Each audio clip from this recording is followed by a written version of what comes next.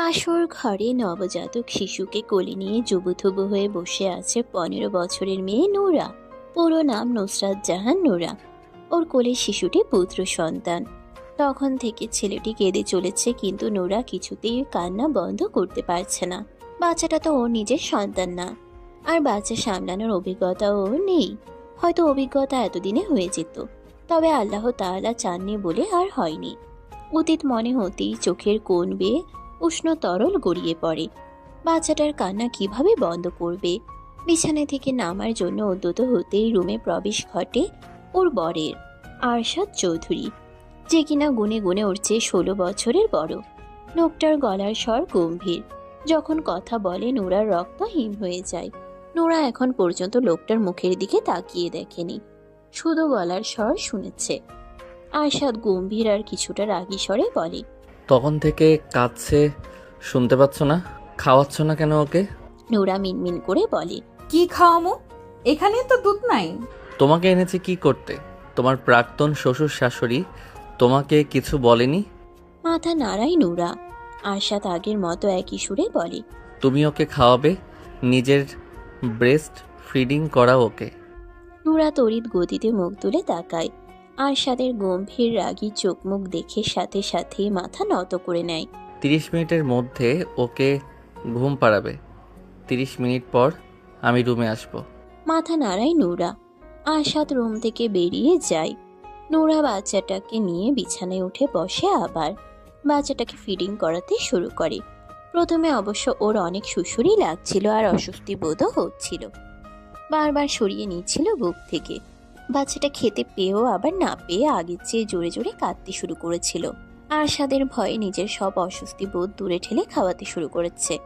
ঠিক 30 মিনিট পরেই রুমে আসে আরশাদ। বিছানার দিকে তাকিয়ে দেখে ওর ছেলে আব্রাহাম ঘুমিয়ে গেছে, আর নূরা আব্রাহামের পাশে শুয়ে আছে। এই মেয়ে, ঘুমাতে বলেছি তোমাকে আমি। মাত্রই শুয়েছিল নূরা, চোখে ঘুমও ধরা দিয়েছিল। আরশাদের রাগী গম্ভীর স্বর শুনে ভয়ে তাড়াতাড়ি উঠে বসে। বিছানা থেকে নেমে শাড়ি চেঞ্জ করো। কথাগুলো বলে নিজের ড্রেস হাতে ওয়াশরুমে প্রবেশ করে। নূরা বন্ধ হওয়া ওয়াশরুমের দরজার দিকে তাকিয়ে উপরের দিকে মুখ তুলে তাকায়। বিড়বিড় করে বলে, আল্লাহ, কি এমন পাপ করছিলাম আমি? আমার এত কষ্ট তুমি কেন দাও? এক জাহান্নাম থেকে তুইল্লাইন না আবার কই ফালাইলা? 10 লক্ষ টাকার বিনিময়ে 15 বছরের ধর্ষিতা নূরাকে কিনে এনে বিয়ে করেছে আরশাদ চৌধুরী। অবশ্য নূরা শুধু ধর্ষিতা নয়, বিধবাও। যেই ছেলে ধর্ষণ করেছিল, বিচারের সময় গ্রামের মানুষ সেই ছেলের সাথে ওকে বিয়ে দিয়ে দিয়েছিল। এমন ধর্ষিতা মেয়েকে তো অন্য কেউ বিয়ে করতে চাইবে না। তাছাড়া ওর বাবা মাও কেউ বেঁচে নেই, তাই ওর পক্ষ নিয়ে লড়াই করার মতো কেউ নেই। গ্রামের মেম্বার চেয়ারম্যান যা ফয়সালা করে দিয়েছিল নূরার দরিদ্র ভ্যান চালক কাকা তাই মেনে নিয়েছিল। এছাড়া আর উপায় কি? তিনি তো নূরাকে আর কোথাও বিয়ে দিতে পারতেন না। এই সমাজে ভুক্তভোগীরা ন্যায় বিচার পায় না। ভুক্তভোগীদেরকেই কোণঠাসা করে রাখে সমাজ ব্যবস্থা। আর সেই ভুক্তভোগী যদি হয় নিম্নবিত্ত পরিবারের সদস্য, তাহলে তো কথাই নেই। নূরার সাথে অন্যায় হলেও ন্যায় বিচার পাইয়ে দেয়নি কেউ। ভ্যান চালক কাকাও সেরকম কোনো ব্যবস্থা নেয়নি তখন। তার অত টাকা পয়সা নেই মানুষের পিছনে পিছনে দৌড়ে দৌড়ে খরচ করার মতন। নূরার এবার কি করার ছিল? গ্রামের মানুষ যা করেছে সেটাই নিয়তি হিসেবে মেনে নিয়েছিল। বিয়ের 7 মাস পর স্বামী নামক সেই জানোয়ার ধর্ষক মানুষের হাতে গণপিটুনি খেয়ে মারা যায়। তখন নূরা 7 মাসের গর্ভবতী ছিল। স্বামী মারা যাওয়ার 3.5 মাস পর শ্বশুর শাশুড়ি মিলে ওকে 10 লক্ষ টাকার বিনিময়ে বিক্রি করে দিয়েছে আরশাদ চৌধুরীর কাছে। ওর ভাগ্যটা এত ভালো কেন? 14 বছর বয়সে এক পুরুষের লালসার শিকার হয়ে তার বউ হয়ে গিয়েছিল। 15 বছর বয়সে গর্ভবতী অবস্থায় আবার বিধবাও হয়ে গিয়েছিল। ভাগ্যের ফেরে আবারও 15 বছর বয়সে আরেক পুরুষের বউ হয়ে গেল আজ। এখানেও যে ভালো থাকবে না, সুখে থাকবে না, সেটা প্রথমেই বুঝতে পেরেছে। 10 লক্ষ টাকা দিয়ে কিনে এনে ওকে মোটেও রানী বানিয়ে রাখবে না আরশাদ, এটা বুঝতে পেরে গেছে নূরা। দেখা যাক ভাগ্যে এবার কি আছে। আরশাদ ওয়াশরুম থেকে বেরিয়ে এসে দেখে নূরা এখনো আগের মতোই দাঁড়িয়ে আছে। কিছুটা ধমকে সুরে বলে, এখনো দাঁড়িয়ে আছো কেন? 2 মিনিটের মধ্যে কাপড় চোপড় খুলে বিছানায় আসবে। কথাগুলো বলতে বলতে মেন লাইট অফ করে ড্রিম লাইট অন করে বিছানায় বসে। নূরা যেন বরফের মতো জমে গেছে। ওর মধ্যে একটুও নড়াচড়া নেই। শ্বাসও বোধ হয় নিচ্ছে না। আরশাদ পুনরায় ধমক দিয়ে বলে, এই মেয়ে, কথা কানে যাচ্ছে না? কি বলেছি আমি? 2 মিনিটের মধ্যে আমি যেভাবে বলেছি সেভাবে চাই তোমাকে আমার সামনে। আব্রাহামকে বুকে আগলে ধরে একপাশে জড়সড় হয়ে শুয়ে আছে নুরা। আব্রাহাম এতক্ষণ জেগেই ছিল, একটু আগেই ঘুমালো। ছোট মেয়েটার নাজুক দেহ খানা ব্যথায় জর্জরিত হয়ে আছে। চোখের কোণ বেয়ে গড়িয়ে পড়ছে পানি, তবে কান্নার শব্দ নেই, নেই কোনো অভিযোগ। যন্ত্রণায় দম বন্ধ হয়ে আসলেও শ্বাস ফুরাচ্ছে না। জীবন ওকে যা দিয়েছে তার চেয়ে বেশি কেড়েই নিয়েছে। আনন্দের চেয়ে বেশি কষ্টই সহ্য করেছে বেশি। চোখ তুলে আরশাদের দিকে তাকায়। লোকটা উপর হয়ে শুয়ে আছে, মুখ ওর দিকেই ফিরিয়ে রাখা। গম্ভীর রাগে চোখ মুখ এখন শান্ত। লোকটা ভীষণ পাষাণ, ওকে অনেক কষ্ট দিয়েছে। একটুও দয়া মায়া নেই লোকটার মধ্যে। চোখ বন্ধ করে নেয় নুরা। ডুবে যায় সেই সন্ধ্যায়। নুরার কাকি হাঁস মুরগি পালন করেন। সন্ধ্যা হয়ে যাওয়ার পরেও হাঁসগুলো খাল থেকে উঠে আসছিল না বাড়িতে। কাকি হাঁসগুলোকে ধাওয়া দিয়ে বাড়িতে নিয়ে আসার জন্য নুরাকে খালে পাঠায়। বেশি দেরি হয়ে গেলে শেয়াল ধরে ধরে খেয়ে ফেলে, নয়তো মেরে ফেলে। হাঁসগুলোকে ধাওয়া দিয়ে খাল থেকে তুলে নেয় নুরা। নিজে যখন উঠতে যাবে তখন হুট করে ওর সামনে এসে দাঁড়ায় অনিক। ছেলেটাকে দেখেই চমকে ওঠে নুরা। দ্রুত পা চালিয়ে চলে যাওয়ার চেষ্টা করলে আচমকা ওকে চেপে ধরে। সন্ধ্যা হয়ে যাওয়ায় আশেপাশে কেউ ছিল না তখন। খালের আশেপাশে বাড়িঘরও নেই। নুরা একটা চিৎকার দিতে পেরেছিল, তবে সেই চিৎকার কারো কানে বোধহয় পৌঁছায়নি।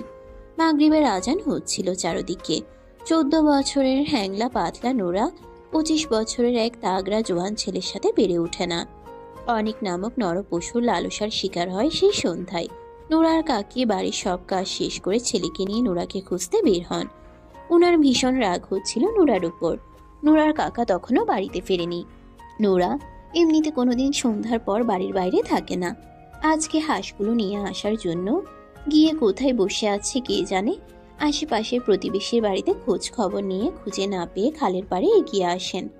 গলা ছেড়ে দুই মা ছেলে নুরার নাম ধরে ডাকতে শুরু করে।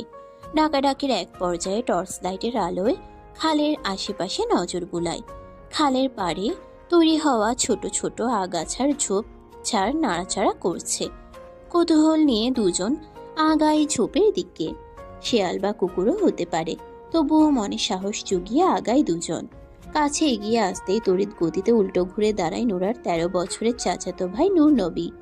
নুরার গায়ে কাপড় নেই, ওড়না দিয়ে হাত মুখ বাঁধা, জামা দিয়ে পা বেঁধে রাখা, হাতের সাথে উল্টো করে। উঠে দাঁড়ানোর কোনো উপায় নেই। নুরার কাকি নুরার অবস্থা দেখেই শকড হয়ে দাঁড়িয়ে আছেন। নুরার সাথে কি হয়েছে বুঝতে একটুও বাকি নেই। নুরা সামানে ছটফট করছে আর গড়াগড়ি খাচ্ছে। গড়াগড়ি খাওয়ার কারণেই আগাছাগুলো নড়ছিল এতক্ষণ। কাকি দ্রুত নুরার হাত পা খুলে কাপড় পরিয়ে দেন। ব্লিডিং হচ্ছে এখনো, শরীরের জায়গায় জায়গায় কামড়ের দাগ।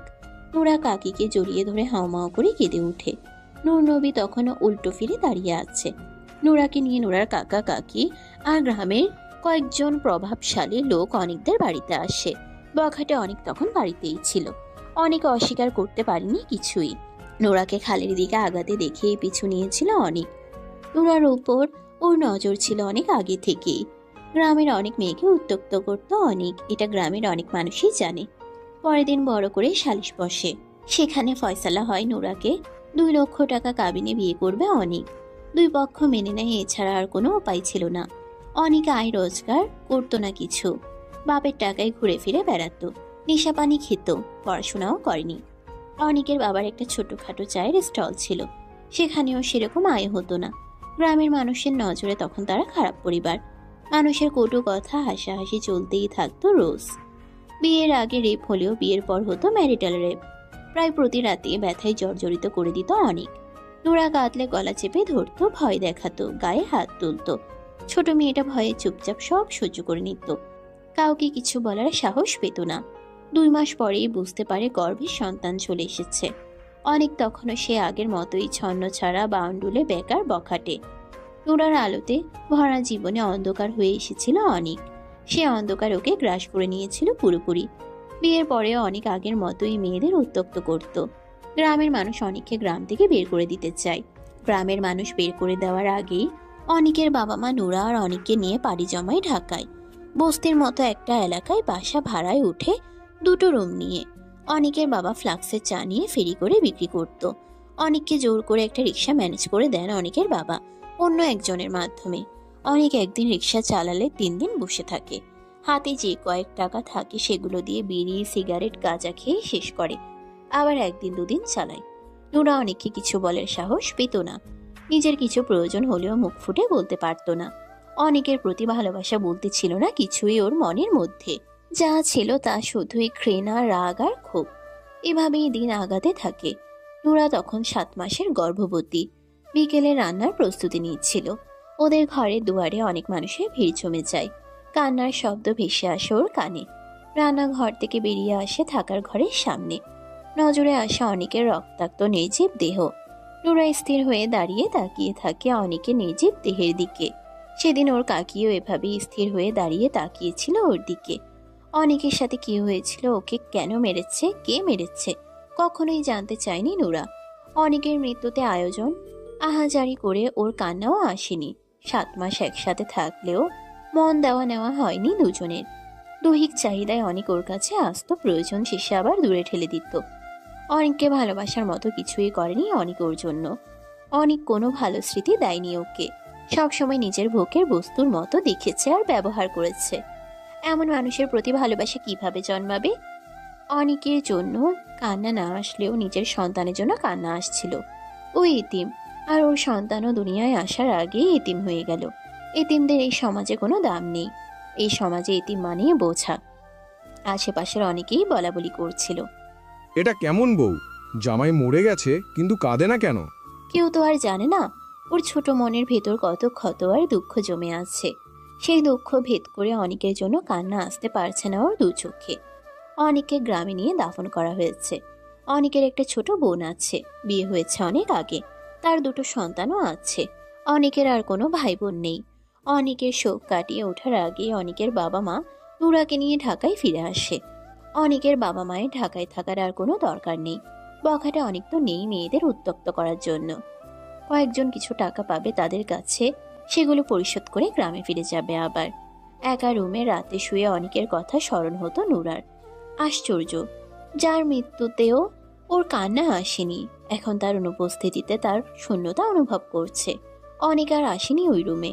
ওকে ঘুম থেকে টেনে তুলে ব্যথায় জর্জরিত করেনি, গলা চেপে ধরেনি, গালাগালি করেনি, গায়ে হাত তোলেনি। ওকে যন্ত্রণা দেওয়ার জন্য আর ফিরে আসেনি। সবাইকে মুক্তি দিয়ে চলে গিয়েছে সারা জীবনের জন্য। অনেকের মৃত্যুর 1.5 মাস পেরিয়ে যায়। নুরা শুনেছিল অনেককে গণপিটুনি দিয়ে মারা হয়েছে। রিক্সা চালাতে গিয়ে কোনো মেয়ের সাথে নাকি ঝামেলা করেছিল। অবশ্য এই ছেলের তো সুন্দরী মেয়ে দেখলে হুঁশ থাকতো না। বেশি কিছু জানার আগ্রহ দেখায়নি নুরা। নামাজ পড়ে অনেকের জন্য দোয়া করত। যতই হোক স্বামী ছিল তো। দুপুরে রান্নার শেষে গোসল করে নামাজ আদায় করে খাবার খায়। বিছানায় শোয়ার পর অনুভব করে পেটের ভেতর বাচ্চা নড়াচড়া করছে না। স্মরণ হয় আজ সকাল থেকেই খুব একটা নড়াচড়া করেনি। ডেলিভারির সময়ও প্রায় হয়ে এসেছে। গ্রামে কাকার বাড়িতে চলে যেতে চেয়েছিল, তবে ওর শ্বশুর শাশুড়ি রাজি হননি।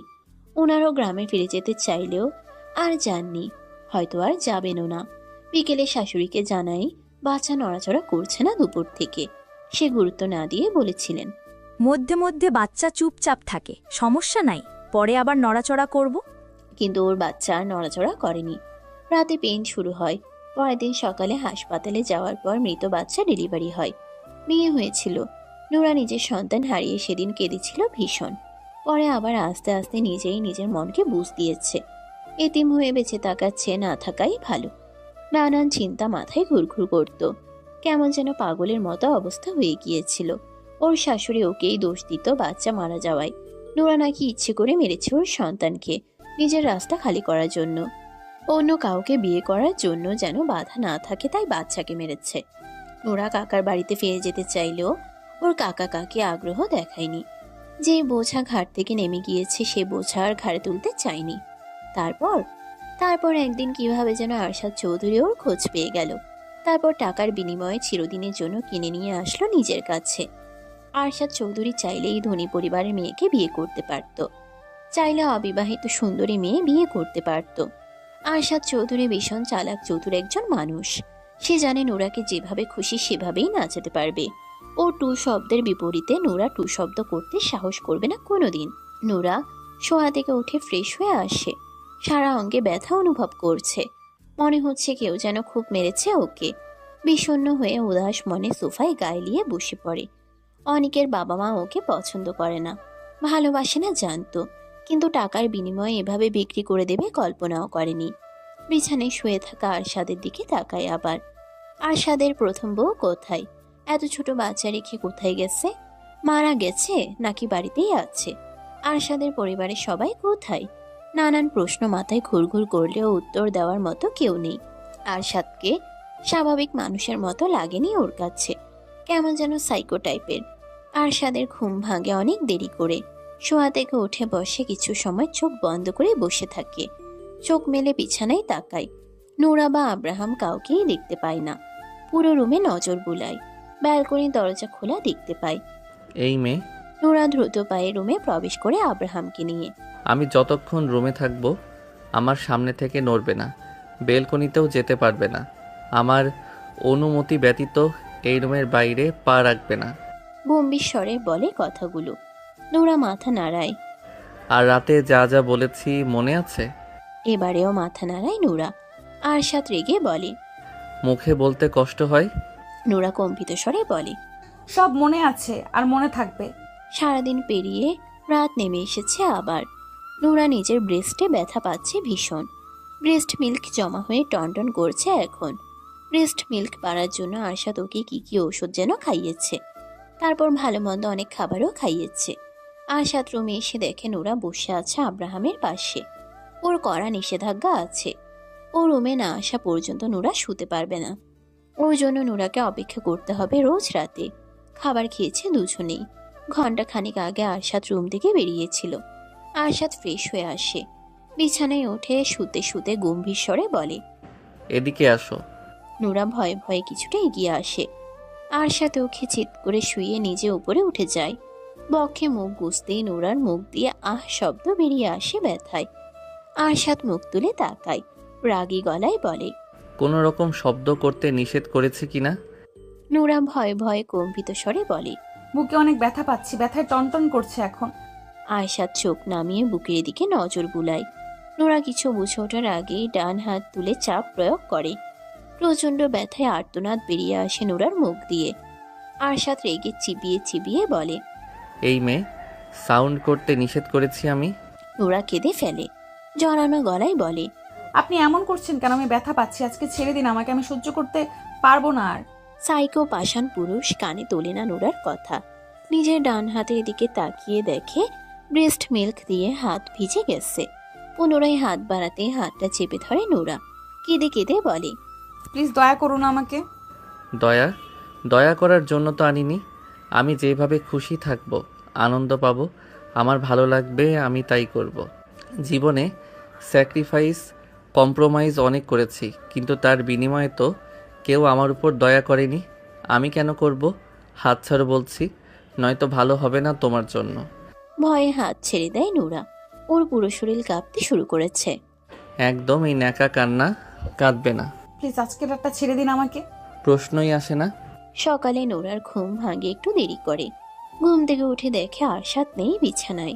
আব্রাহাম গভীর ঘুমে রয়েছে। বিছানা ছেড়ে নেমে দাঁড়ায়। রাতে অনেক ভয় পেয়ে গিয়েছিল, কিন্তু আরশাদ ওর সাথে কিছু করেনি আর। ওর কান্না দিকে ছেড়ে দিয়েছিল। পরে আর রাগারাগিও করেনি। আব্রাহাম রাতে অনেকক্ষণ জেগেছিল। ঘুম ঘুম চোখে আব্রাহামকে কোলে নিয়ে বসেছিল নোরা। আর এই কারণেই সকালে ঘুম থেকে উঠতে দেরি হয়ে গেছে। বাথরুমে দরজার কাছে আসতেই বুঝতে পারে ভেতরে আরশাদ রয়েছে। ভেতর থেকে দরজা বন্ধ আর পানি পড়ার শব্দ পাওয়া যাচ্ছে। সরে এসে ড্রেসিং টেবিলের সামনে দাঁড়ায়। উস্কো খুস্কো ড্যামেজ চুলগুলোর খোপা খুলে চুল আঁচড়ে নেয়। পিছন ফিরতেই দেখে আরশাদ কোমরে টাওয়াল পেঁচিয়ে দাঁড়িয়ে আছে। আরশাদের গম্ভীর চোখ মুখ দেখেই নোরা শুকনো ঢোক গিলে নেয়। হৃদয় স্পন্দন বেড়ে গেছে। ভয়ে বুকের ভেতর ধুকপুক করছে। আরশাদকে নিজের দিকে এগিয়ে আসতে দেখে গলা শুকিয়ে যায় আরো। সামনে থেকে সরবে নাকি দাঁড়িয়ে থাকবে বুঝতে পারছে না। সরলে যদি রেগে যায়, আবার না সরলেও যদি রেগে যায়, কোন দিকে যাবে নোরা? এমন অদ্ভুত একজন মানুষের সাথে এক ছাদের নিচে একসাথে কিভাবে বসবাস করবে নোরা? অনেক যত খারাপই থাকুক, এই আরশাদ চৌধুরীর মতো ছিল না। সামনে থেকে সরবে নাকি এভাবেই মূর্তির মতো দাঁড়িয়ে থাকবে? চিবিয়ে চিবিয়ে বলা কথাগুলো শুনে দ্রুত সরে দাঁড়ায় নূরা। আরশাদ ড্রেসিং টেবিলের সামনে এসে দাঁড়ায়। নূরা আর দেরি করল না, দ্রুত পায়ে বাথরুমে প্রবেশ করে। এই লোকের সামনে দাঁড়িয়ে থাকার চেয়ে বাথরুমে গিয়ে বসে থাকা ভালো। বেশ অনেকক্ষণ পর বাথরুম থেকে বেরিয়ে আসে নূরা। আরশাদ ফর্মাল ড্রেস পরে রেডি হয়ে বসে আছে বিছানায়। নোরা বের হতেই আগুন চোখে তাকায়। ওর চাহনি দেখেই নোরার আত্মা খাঁচা ছাড়া। আরশাদ গম্ভীর অথচ রাগী স্বরে বলে, ফ্রেশ হতে কতক্ষণ লাগে? সারা জীবন বাথরুমেই বসে থাকার প্ল্যান করেছিলে নাকি? নোরা কিছু বলে না। টেবিলের উপর খাবার রাখা আছে, খেয়ে নেবে। আমি এখন বের হব, ফিরবো দুপুরে। আব্রাহামকে দেখে রাখবে, ওকে কাঁদালে খবর আছে তোমার। নোরা চুপচাপ শোনে সব কথা। আব্রাহাম আরশাদ বসা থেকে উঠে দাঁড়ায়। ধূপধাপ পা ফেলে দরজার কাছে এগিয়ে যায়। আবার পেছন ফিরে তাকিয়ে বলে, মনের ভুলেও রুমের বাইরে বের হলে পা কেটে ফেলবো আমি। বের হব না। মনে থাকে যেন। থাকবে। আরশাদ বেরিয়ে চলে যায় দরজা ভিজিয়ে দিয়ে। নোরা ফোঁস করে স্বস্তির শ্বাস ছেড়ে। যাই হোক, দুপুর পর্যন্ত শান্তিতে থাকতে পারবে আজকে। খাবার খেতে বসে আরশাদের কথা স্মরণ হয়। লোকটা খেয়েছে, খায়নি বোধ হয়। গতকাল রুমে বসে ওর সাথেই খেয়েছিল 3 বার। আজকে বোধ হয় নিচে গিয়ে খাবে। নোরা বেশি কিছু ভাবলো না, খিদে পেয়েছে তাই খাওয়া শুরু করে। খাবারের স্বাদ অনেক ভালো। আর এইসব খাবার আগে কোনোদিন খায়নি নোরা। এমন দামি দামি খাবার খাওয়ার মতো ভাগ্য ওর ছিল নাকি কোনোদিন। কাকির সংসারে কাকি যা দিত তাই খেত। শাশুড়ির সংসারেও শাশুড়ি যা খেতে দিত তাই খেত।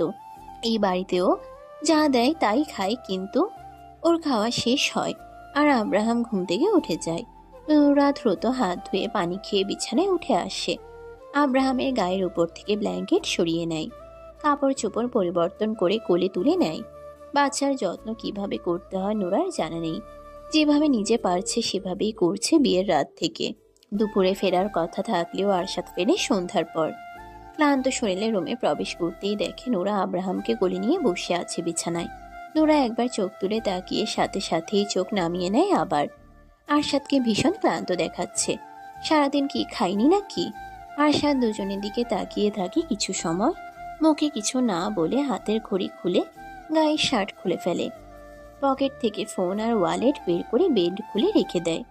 টাওয়ালটা হাতে নিয়ে ধূপধাপ পা ফেলে বাথরুমে প্রবেশ করে। এখান থেকে এখানে একটু আস্তে ধীরেও তো যাওয়া যায়। বেশ সময় নিয়ে গোসল করে বাথরুম থেকে বের হয় আরশাদ। ক্লান্ত চোখ মুখ এখন একটু সতেজ লাগছে। ট্রাউজার পরে বিছানার কাছে এগিয়ে আসে। নোরার সামনে বসতেই নোরার শ্বাস প্রশ্বাস বন্ধ করে নেয়। শ্বাস নেওয়ার শব্দ শুনে যদি রেগে যায়। নিজের বলিষ্ঠ হাত দুটো বাড়িয়ে নোরার কোল থেকে আব্রাহামকে নিজের কোলে তুলে নেয় আরশাদ। নোরা ভয়ে ভয়ে একটু পিছিয়ে যায়। আরশাদ চোখ তুলে তাকাতেই স্থির হয়ে বসে রইল আবার। আরশাদ ছেলের গায়ের জামা তুলে ভালোভাবে খেয়াল করে। নোরার দিকে তাকিয়ে বরাবরের মতো গম্ভীর স্বরে বলে, ওর গায়ে বেবি ওয়েল দিয়ে দাওনি? দুপুরে গোসল করানোর পরে দিয়েছিলাম। তারপর আর দাওনি না। কেন?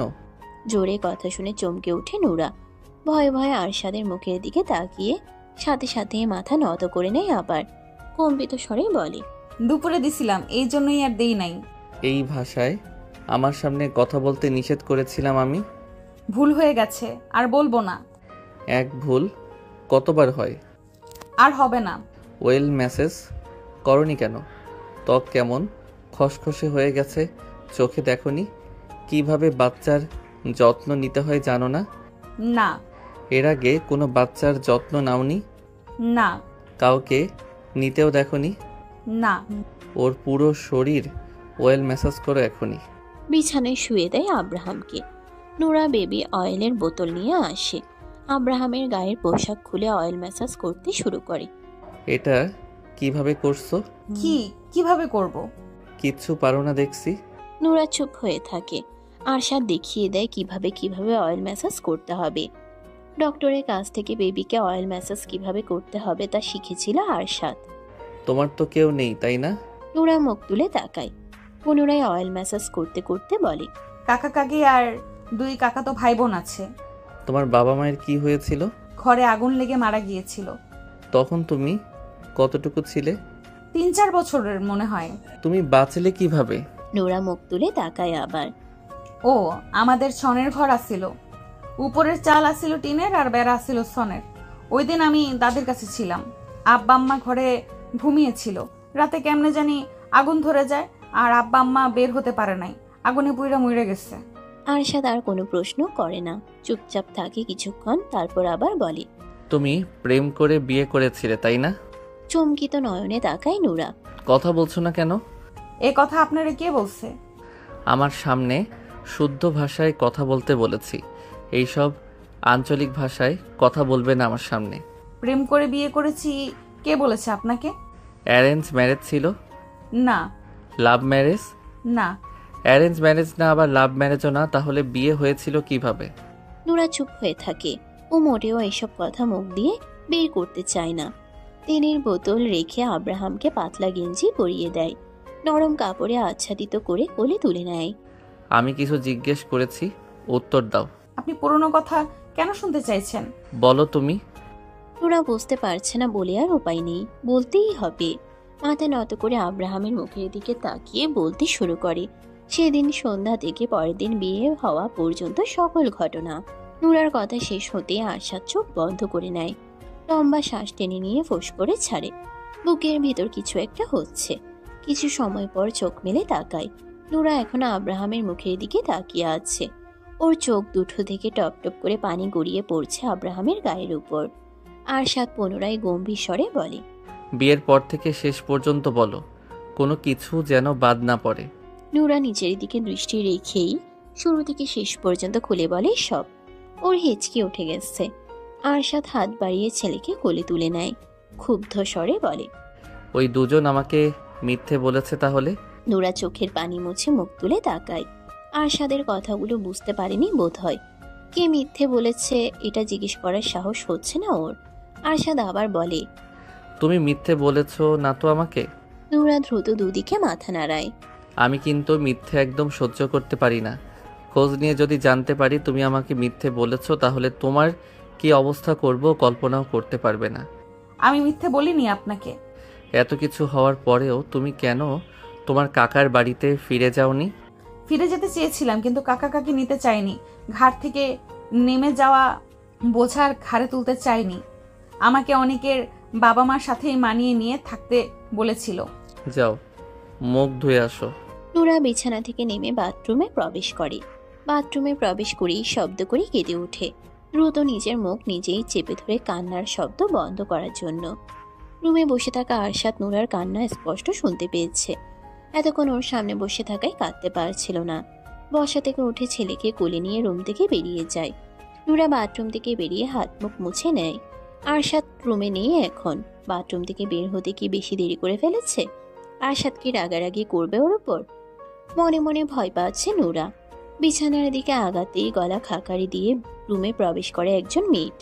কাচের ছোট গোল টেবিলের উপর ট্রে রেখে রুম থেকে বেরিয়ে যায়, খালি জগ দুটো হাতে নিয়ে। আরশাদ রুমে প্রবেশ করে। ওকে দেখে একপাশে জড়সড় হয়ে দাঁড়ায় নুরা। আব্রাহাম ঘুমিয়ে গেছে।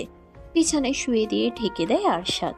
সোজা হয়ে দাঁড়িয়ে নুরার দিকে তাকাতেই নুরা মাথা নিচু করে নেয়। খিদে পেয়েছে আমার। নুরা চোখ তুলে একবার তাকিয়ে টেবিলের কাছে এগিয়ে আসে। দুটো প্লেট সোজা করে খাবার বেড়ে নেয়। মিট নক করে অনুমতি নিয়ে রুমে প্রবেশ করে। পানির জগ দুটো রেখে চলে যায় সাথে সাথেই। আরশাদ চেয়ার টেনে বসে খাবার খাওয়ার জন্য। কাজের চাপে দুপুরে খাওয়ার সময় পায়নি, আর ওর খেতেও ইচ্ছে হয়নি। খেতে বসছো না কেন? দ্রুত চেয়ারে বসে পড়ে নুরা। প্লেটের দিকে দৃষ্টি রেখে খাওয়া শুরু করে। খাওয়ার ফাঁকে ফাঁকে আরশাদের কিছু লাগবে কিনা জিজ্ঞেস করে তুলে দেয় প্লেটে। খাওয়া শেষে আরশাদ রুম থেকে বেরিয়ে যায়। নুরা প্লেট বাটিগুলো গুছিয়ে রেখে বিছানায় এসে বসে। এখন ওর শুয়ে ঘুমোতে ইচ্ছে করছে। দুর্বল শরীর থাকায় অলসতা ভর করেছে খাওয়ার সাথে সাথেই।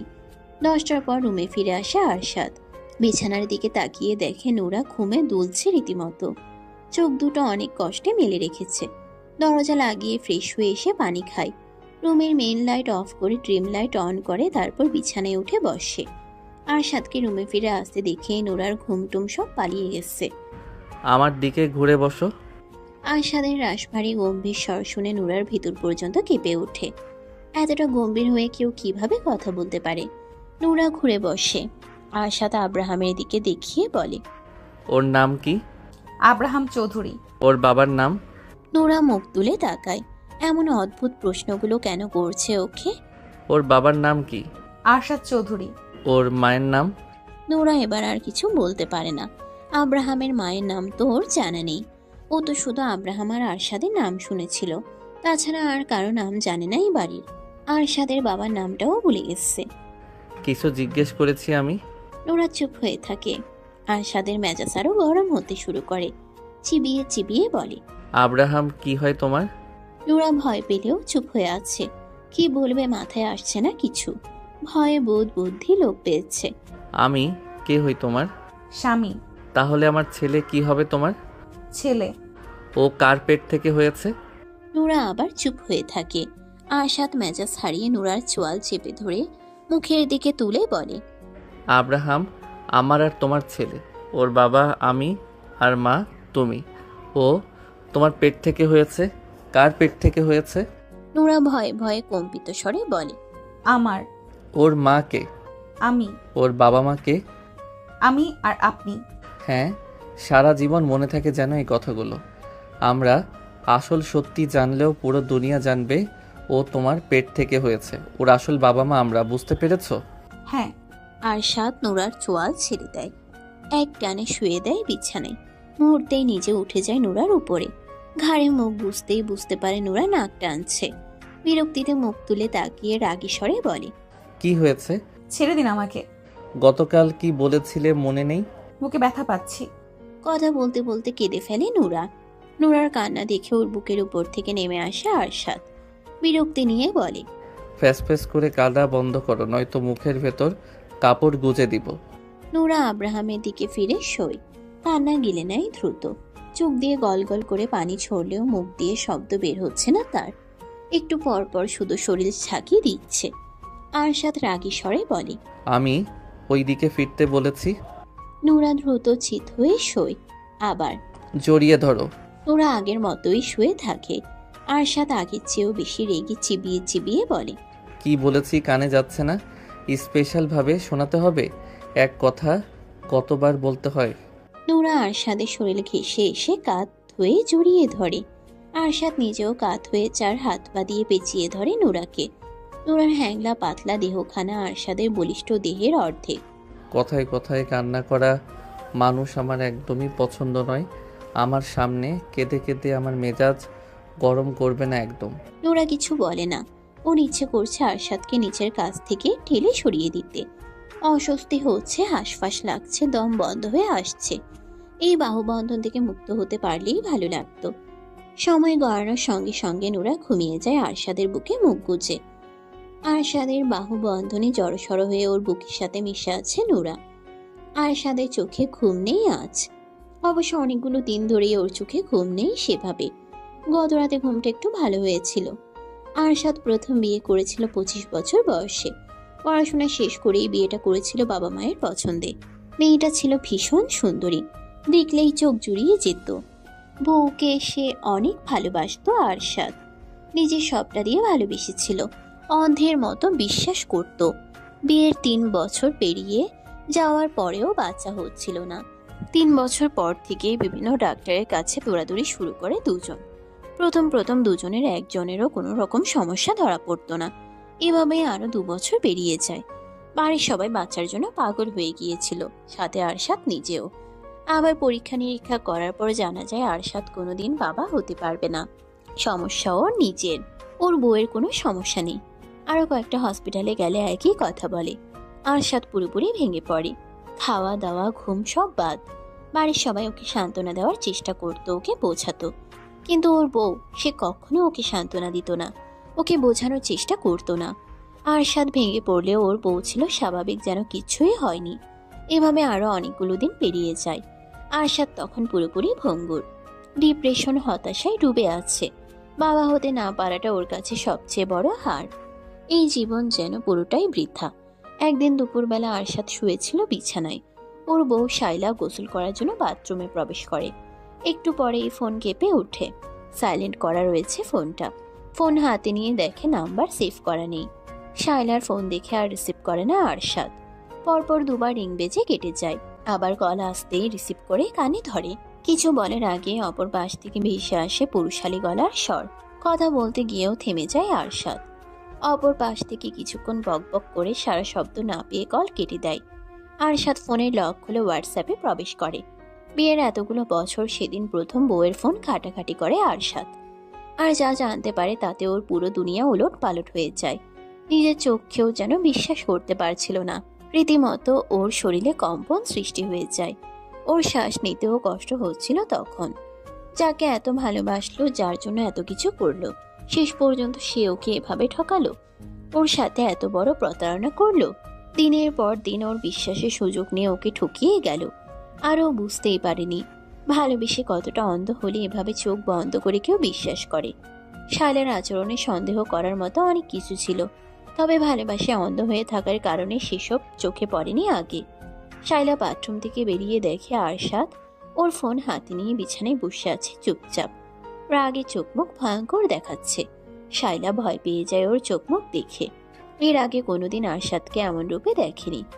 আরশাদ ভীষণ রাগী মানুষ, শায়লা জানে, তবে ওর সাথে কোনোদিন উঁচু গলায় কথা বলেনি এখন পর্যন্ত। শায়লাকে দেখে ফোন হাতে নিয়েই বিছানা থেকে নেমে দাঁড়ায় আরশাদ। চুপচাপ দাঁড়ায় সামনে। ফোন শায়লার মুখের দিকে ধরে গম্ভীর স্বরে বলে, এগুলো কি? শায়লা চুপ করে থাকে। ওর গলা শুকিয়ে গেছে, মুখ দিয়ে কোনো কথা বের হচ্ছে না। আরশাদ খপ করে শায়লার গলা চেপে ধরে বাম হাতে। শায়লার মনে হচ্ছে গলার হাড়গুলো বোধহয় এখনই মটমট করে ভেঙে যাবে। গলা চেপে ধরে রেখেই দেওয়ালের সাথে ঠাস করে চেপে ধরে। মাথায় আঘাত পেয়ে চিৎকার করে ওঠে শায়লা। আরশাদের হাত সরিয়ে দেওয়ার চেষ্টা করে দ্রুত। আরশাদ ক্ষুব্ধ হয়ে বলে, কেন করলি আমার সাথে এরকম? তোর জন্য কি করিনি আমি? কোন জিনিসটা দেইনি তোকে? তোকে কম ভালোবেসেছিলাম? বল, কেন করলি আমার সাথে এরকম? শায়লা কিছু না বলে আরশাদের হাত সরানোর চেষ্টায় ব্যস্ত। ভালো যদি নাই বাসিস তাহলে বিয়ে করেছিস কেন? বল, কেন বিয়ে করেছিস? কেন অভিনয় করলি আমার সাথে? বিয়ের আগে যখন বারবার জিজ্ঞেস করলাম তখন মিথ্যে কেন বলেছিলি? মুখ খোল, নয়তো তোকে জানে মেরে ফেলবো আজ। আরশাদের চিৎকারে বাড়ির সবাই উপস্থিত হয়ে গেছে ওর রুমে।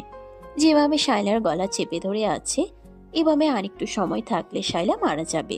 যাকে পাগলের মতো ভালোবাসে তাকে এভাবে মারার কারণ কেউ বুঝতে পারছে না। সন্ধ্যার পরপর বাড়িতে প্রবেশ করে আরশাদ। দুপুরের আগে হিতাহিত জ্ঞান হারিয়ে শায়লাকে মেরে ধরে ফেলে রেখে বাড়ি থেকে বেরিয়ে গিয়েছিল নিজের আগে সব রিপোর্টগুলো নিয়ে। শায়লাকে কেন মেরেছে, শায়লা কি করেছে, কাউকে কিছু বলেনি। কারো কোনো প্রশ্নের উত্তরও দেয়নি। ওর এমন খ্যাপা রাগ দেখে কেউ বেশি কিছু জিজ্ঞেস করার সাহসও করেনি। হসপিটালে গিয়ে আগে ডক্টর দেখিয়েছে। নতুন রিপোর্ট দেখে ডক্টর জানিয়েছেন আরশাদের কোনো সমস্যা নেই, ও বাবা হতে পারবে। আগের সব রিপোর্ট ফেক। হসপিটাল থেকে বেরিয়ে গিয়েছিল থানায়। যতজন ডক্টর এর আগে ওকে মিথ্যে বলেছিল আর ফেক রিপোর্ট বানিয়েছিল, প্রমাণ দেখিয়ে সকলের নামে মামলা করেছে। শায়লার নামেও মামলা করেছে। এসব কিছু করতে করতেই সন্ধ্যা হয়ে গেছে। বাড়িতে ফিরে দেখে শায়লার বাবা মা ভাই চলে এসেছে ওদের বাড়িতে। সবাই ওর সাথে কথা বলার জন্য উদ্যত হলেও আরশাদ কারো কোনো কথা না শুনে সোজা নিজের রুমে চলে আসে। শায়লা শুয়েছিল বিছানায়। আরশাদের শক্ত হাত পায়ের মার খেয়ে অবস্থা খারাপ। আরশাদ শায়লার দিকে তাকিয়ে রাগে ফোঁস করতে শুরু করে। হাতের রিপোর্টগুলো বিছানার উপর রেখে শায়লার চুলের মুঠি ধরে বিছানা থেকে টেনে নামাতে নামাতে বলে, তুই আমার বিছানায় শুয়ে আছিস কেন? বের হ আমার রুম থেকে আর এই বাড়ি থেকে। তোর এই নোংরা আর গিরগিটি মার্কা চেহারা দেখাবি না আমাকে। আহ, আশাদ ব্যথা পাচ্ছি, চুল ছাড়ো আমার। শায়লার আর্তনাদ কান্না আরশাদের কানে পৌঁছায় না। রাগে যেন বধির হয়ে গেছে। থানা থেকে কিভাবে বাড়িতে ফিরেছে ও নিজেও জানে না। বল, তুই আমার সঙ্গে কেন নাটক করলি এতকাল? শায়লা ওর প্রশ্নের উত্তর দিচ্ছে না দেখে আবার গলা চেপে ধরে শক্ত করে। দম বন্ধ বন্ধ হয়ে যাবে তখন ছেড়ে দেয়। শায়লা দেওয়ালের সাথে ঘেঁষে বসে পড়ে, গলা ধরে। আরশাদ শায়লার সামনে বসে দুই পায়ের উপর ভর করে। শায়লার মুখ দুই হাতে আগলে ধরে পাগলের মতো বলে, তুই কেন আমার সাথে এমন করলি? তোর কি ক্ষতি করেছিলাম আমি? তোকে কখনো কষ্ট দিয়েছি আমি? তোর কোনো চাওয়া অপূর্ণ রেখেছি? তোকে অযত্নে রেখেছি? কোন জিনিসের অভাব হয়েছে বল? নিজের থেকেও বেশি ভালোবেসেছিলাম তোকে, আর তুই তার এই প্রতিদান দিলি। শায়লা চুপ করে থাকে। রাগে হিতাহিত জ্ঞান হারিয়ে শাইলার গালে ঠাটিয়ে চর বসিয়ে দেয় আরশাদ। আবার চর খেয়ে শাইলার নাক আর ঠোঁটের কোণ দিয়ে রক্ত বেরিয়ে আসে। শাইলার চুলের মুঠি ধরে আরো কয়েকটা চর লাগায় ঠাস ঠাস করে। গলা চেপে ধরে আবার। দেওয়ালের সাথে আবারও বাড়ি লাগে মাথায়। যার গায়ে ফুলের টোকাও লাগতে দেয়নি কখনো, আজ দুপুর থেকে নিজ হাতে তার গায়েই মারছে, লাগতে দিচ্ছে। আরশাদ যেন নিজের নিয়ন্ত্রণ হারিয়ে ফেলেছে। প্রাণপ্রিয় স্ত্রীর কাছ থেকে এত বড় আঘাত পেয়ে কিছুতেই নিজেকে সামলাতে পারছে না। আরশাদের গর্জন আর শাইলার কান্না শুনে বাড়ির সবাই আবারও উপরে উঠে এসেছে। আরশাদের ছোট ভাই এরশাদ এগিয়ে এসে আরশাদকে সরানোর চেষ্টা করে। আরশাদ ওকে এক ঝটকায় ফেলে দেয় নিচে। বাড়ির সবাই এগিয়ে এসে আরশাদকে টেনে সরিয়ে নেয়। আরশাদ সকলের কাছ থেকে নিজেকে ছাড়ানোর জন্য ধস্তাধস্তি করতে করতে গর্জন করে বলে, ছাড়ো আমাকে, ওকে আজকে আমি খুন করে ফেলবো। আরশাদের বাবা ছেলেকে শান্ত করার চেষ্টা করে বলেন, কি হয়েছে? তুমি এমন করছো কেন? শায়লা কি করেছে? এই মহিলা এতগুলো দিন ধরে আমাকে ঠকাচ্ছে। ওর উপরে এক আর ভেতরে আরেক। ও অন্য এক ছেলেকে ভালোবাসে বিয়ের আগে থেকেই। এখনও সেই ছেলের সাথে পরকীয়া কন্টিনিউ রেখেছে। আমার কোনো সমস্যা নেই। এই নষ্ট মহিলা ডাক্তারদের আগেই টাকা খাইয়ে রাখতো, সেজন্য ডাক্তাররা ফেক রিপোর্ট বানাতো আর মিথ্যে বলতো। এই জন্যই ও সবসময় ওর পরিচিত ডাক্তারদের কাছে যেতে চাইতো। পাগলের মতো কি বলছে সব? আমি পাগলই হয়ে গেছি এখন। ওকে খুন করব আমি, তবেই শান্তি পাবো। কোনো কিছু ভুল বোঝাবুঝি হয়েছে, মাথা ঠান্ডা করো আগে। আরশাদ সকলের কাছ থেকে নিজেকে ছাড়িয়ে নেয়। পকেট থেকে শাইলার ফোন বের করে একের পর এক পিক বের করে সকলকে দেখাতে শুরু করে। চ্যাট বক্সে থাকা সুশীল অশ্লীল চ্যাট বের করে দেখায় সকলকে। ভয়েস রেকর্ডগুলো শোনায়। ঘৃণায় সকলের চোখ মুখ পরিবর্তন হয়ে গেছে। শাইলার বাবা মা ভাই মাথা নিচু করে নিয়েছে। আরশাদ রাগে ফেটে পড়ছে। রাগের কারণে থরথর করে কাঁপছে ওর পুরো শরীর। পুনরায় শাইলার সামনে বসে বলে, কথা বলছিস না কেন? বল, কেন আমার সাথে এত বড় নাটক করলি? কেন আমার বিশ্বাস নিয়ে খেললি? আমাকে কেন ঠকালি? মুখ খোল, নয়তো তোর জিহ্বা টেনে ছিঁড়ে ফেলবো আমি।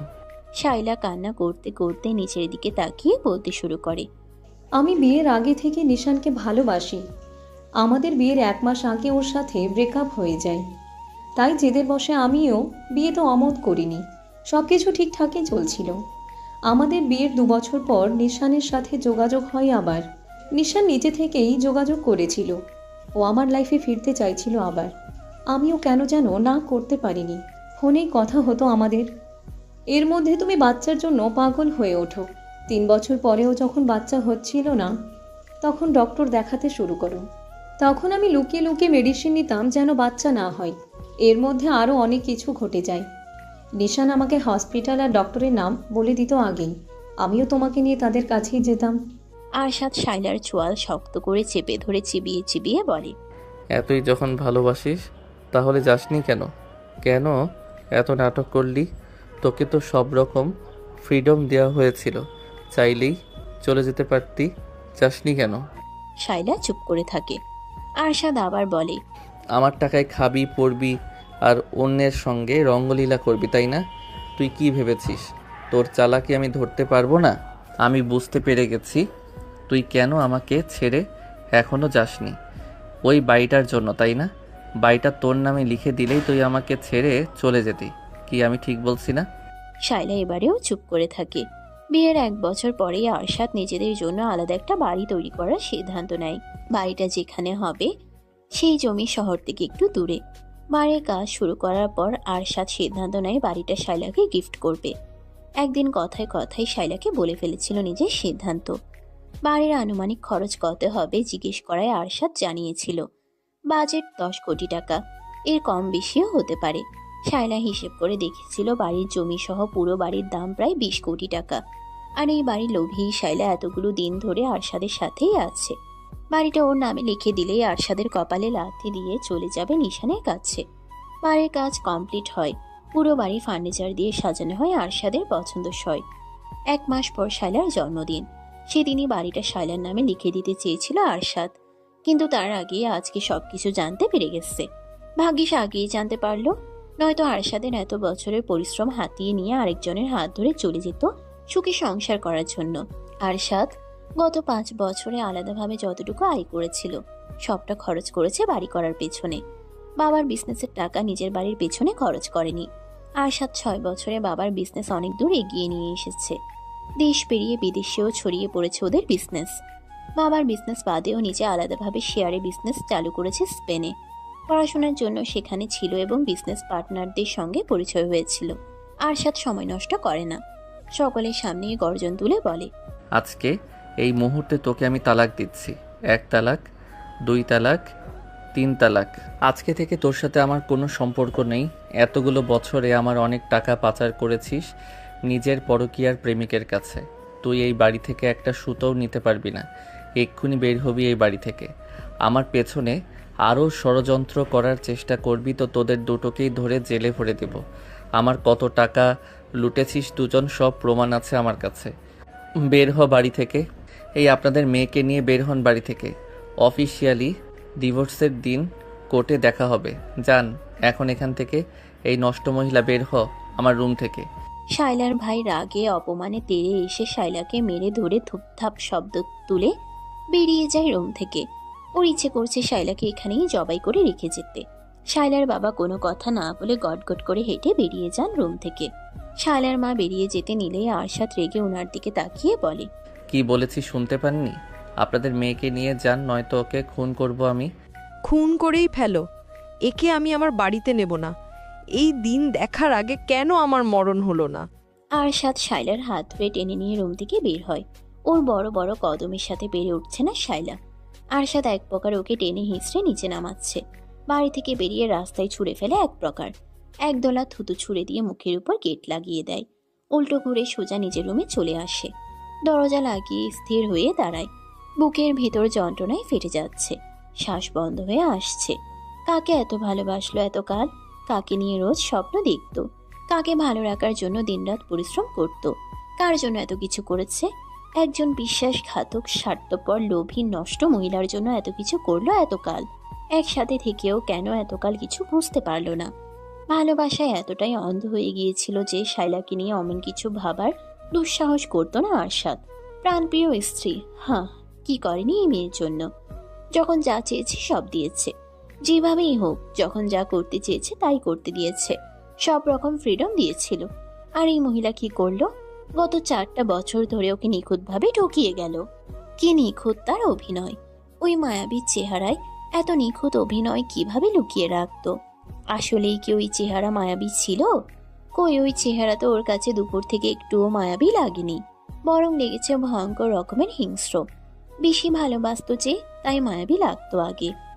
এই শায়লাকে ভালোবাসেনি আরশাদ, ও ভালোবেসেছিল সেই শায়লাকে, যে কিনা ওর হাত ধরে ওর চোখে চোখ রেখে বলেছিল, আমি সারা জীবন তোমার সাথেই থাকবো, কোনোদিনও তোমার হাত ছাড়বো না। তুমি আমার জীবনের প্রথম এবং শেষ পুরুষ। হাঁটু মুড়ে বসে পড়ে আরশাদ। বুকের বাম পাশে শক্ত করে চেপে ধরে জড়ানো গলায় বলে, কেন আমাকে এভাবে ঠকালে? আমি তোমার এই রূপ কিছুতেই মানতে পারছি না।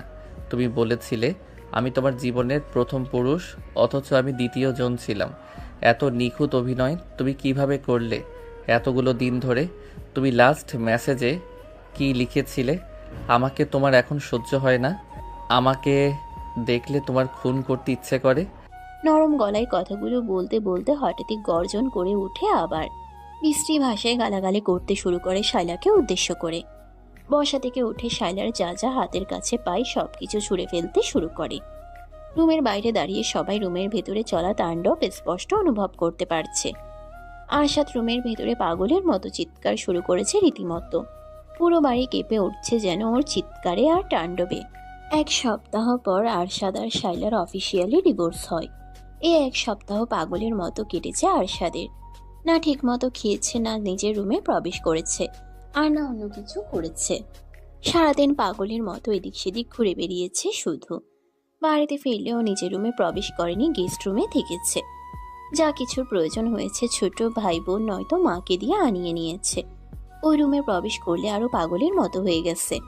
শায়লার সাথে কাটানো স্মৃতিগুলো মাথা চাড়া দিয়ে উঠেছে। সবকিছু ধ্বংস করে দিতে ইচ্ছে করেছে তখন। অফিসিয়ালি ডিভোর্স হওয়ার পর আরশাদ ওই বাড়িতে আর ফিরে যায়নি। নিজের টাকায় করা বাড়িটাই চলে আসে একাই। কারোর সাথে থাকতে ওর ভালো লাগছিল না। ওই বাড়িতে গেলেও দম বন্ধ হয়ে আসতো। পরিবারের সবাইকে এই বাড়িতে আসতেও নিষেধ করে দিয়েছে। ওকে ডিস্টার্ব করতে কেউ যেন এই বাড়িতে না আসে। ওর যখন ইচ্ছে হবে তখন নিজেই যাবে বাড়িতে। অবশ্য অফিসে গেলে রোজ দেখা হয় বাপ ভাইয়ের সাথে। ডিভোর্সের 15 দিন পর বেশ রাত করে অফিস থেকে ফিরছিল আরশাদ। ওর মনে শান্তি লাগছিল না। মাঝ রাস্তায় গাড়ি থামিয়ে নেমে দাঁড়ায় গাড়ি থেকে। পূর্ণিমার চাঁদের আলোয় রাস্তা পুরোপুরি পরিষ্কার, রাস্তা পুরোপুরি ফাঁকা, আশেপাশে একটা কুকুরও নেই। ওর ইচ্ছে করছে মরে যেতে, এভাবে আর বেঁচে থাকতে ইচ্ছে করছে না। গাড়ি ফেলে রেখে এলোমেলো ভাবে গন্তব্যহীন হাঁটতে শুরু করে। পাগলের মতো অবস্থা, কোথায় যাচ্ছে নিজেও জানে না। কিছু দূর হেঁটেই আরশাদের পা দুটো থেমে যায়। কানে ভেসে আসে নবজাতক শিশুর কান্না। আশেপাশে নজর বুলায়। এত রাতে এই ফাঁকা রাস্তায় বাচ্চা কাঁদছে কোথায়? কান্না অনুসরণ করে আগায়, এসে দাঁড়ায় ডাস্টবিনের পাশে। পকেট থেকে ফোন বের করে টর্চ অন করে। রক্ত মাখা কাপড়ে আচ্ছাদিত করা একটা বাচ্চা গলা ছেড়ে কেঁদে চলেছে। আরশাদ স্থির হয়ে দাঁড়িয়ে থাকে কিছু সময়, তারপর ঝুঁকে পড়ে বাচ্চাটার দিকে। হাত বাড়িয়ে গায়ের উপর থেকে কাপড় সরিয়ে দেয়। কয়েক ঘন্টা আগেই বোধহয় জন্ম হয়েছে। সোজা হয়ে দাঁড়িয়ে আশেপাশে নজর বুলায়। নিজের গায়ের শার্ট খুলে ফেলে, বাচ্চাটাকে তুলে শার্ট দিয়ে পেঁচিয়ে নেয়। রক্ত মাখে নোংরা কাপড় আর ধরে না। উল্টো ঘুরে আবার হাঁটা শুরু করে গাড়ির দিকে। শহর থেকে কিছুটা দূরে হওয়ায় রাস্তাঘাট একদম ফাঁকা, মানুষজনের একটা টু শব্দ অবধি নেই। আশ্চর্যের ব্যাপার হচ্ছে আরশাদ বাচ্চাটাকে কোলে তুলে নেওয়ার পরেই কান্না বন্ধ হয়ে গেছে। এক হাতে ড্রাইভিং করে বাড়িতে পৌঁছায় আরশাদ। ওর বাড়িতে এক মধ্যবয়স্ক দম্পতি থাকে বাড়ির কাজকর্ম আর রান্না বান্না করার জন্য। মহিলা আরশাদের কোলে ছোট বাচ্চা, তাও আবার এমন অবস্থায় দেখে অবাক হয়ে তাকিয়ে থাকে। আরশাদ নিজেই বাচ্চাটাকে মহিলার কোলে তুলে দিয়ে বলে পরিষ্কার করে খাওয়াতে। বাচ্চাটাকে পরিষ্কার করার পর নরম কাপড়ে আচ্ছাদিত করে গরুর দুধ গরম করে খাওয়ায়। খাওয়ার পর ঘুমিয়ে যায়। ছোট দেহখানায় বেশ কয়েকটা আঘাতের চিহ্ন পাওয়া যায়। বেশ অযত্নে অবহেলায় রাস্তার পাশে ডাস্টবিনে ফেলে রেখে গিয়েছিল কোনো এক হৃদয়হীন মানুষ।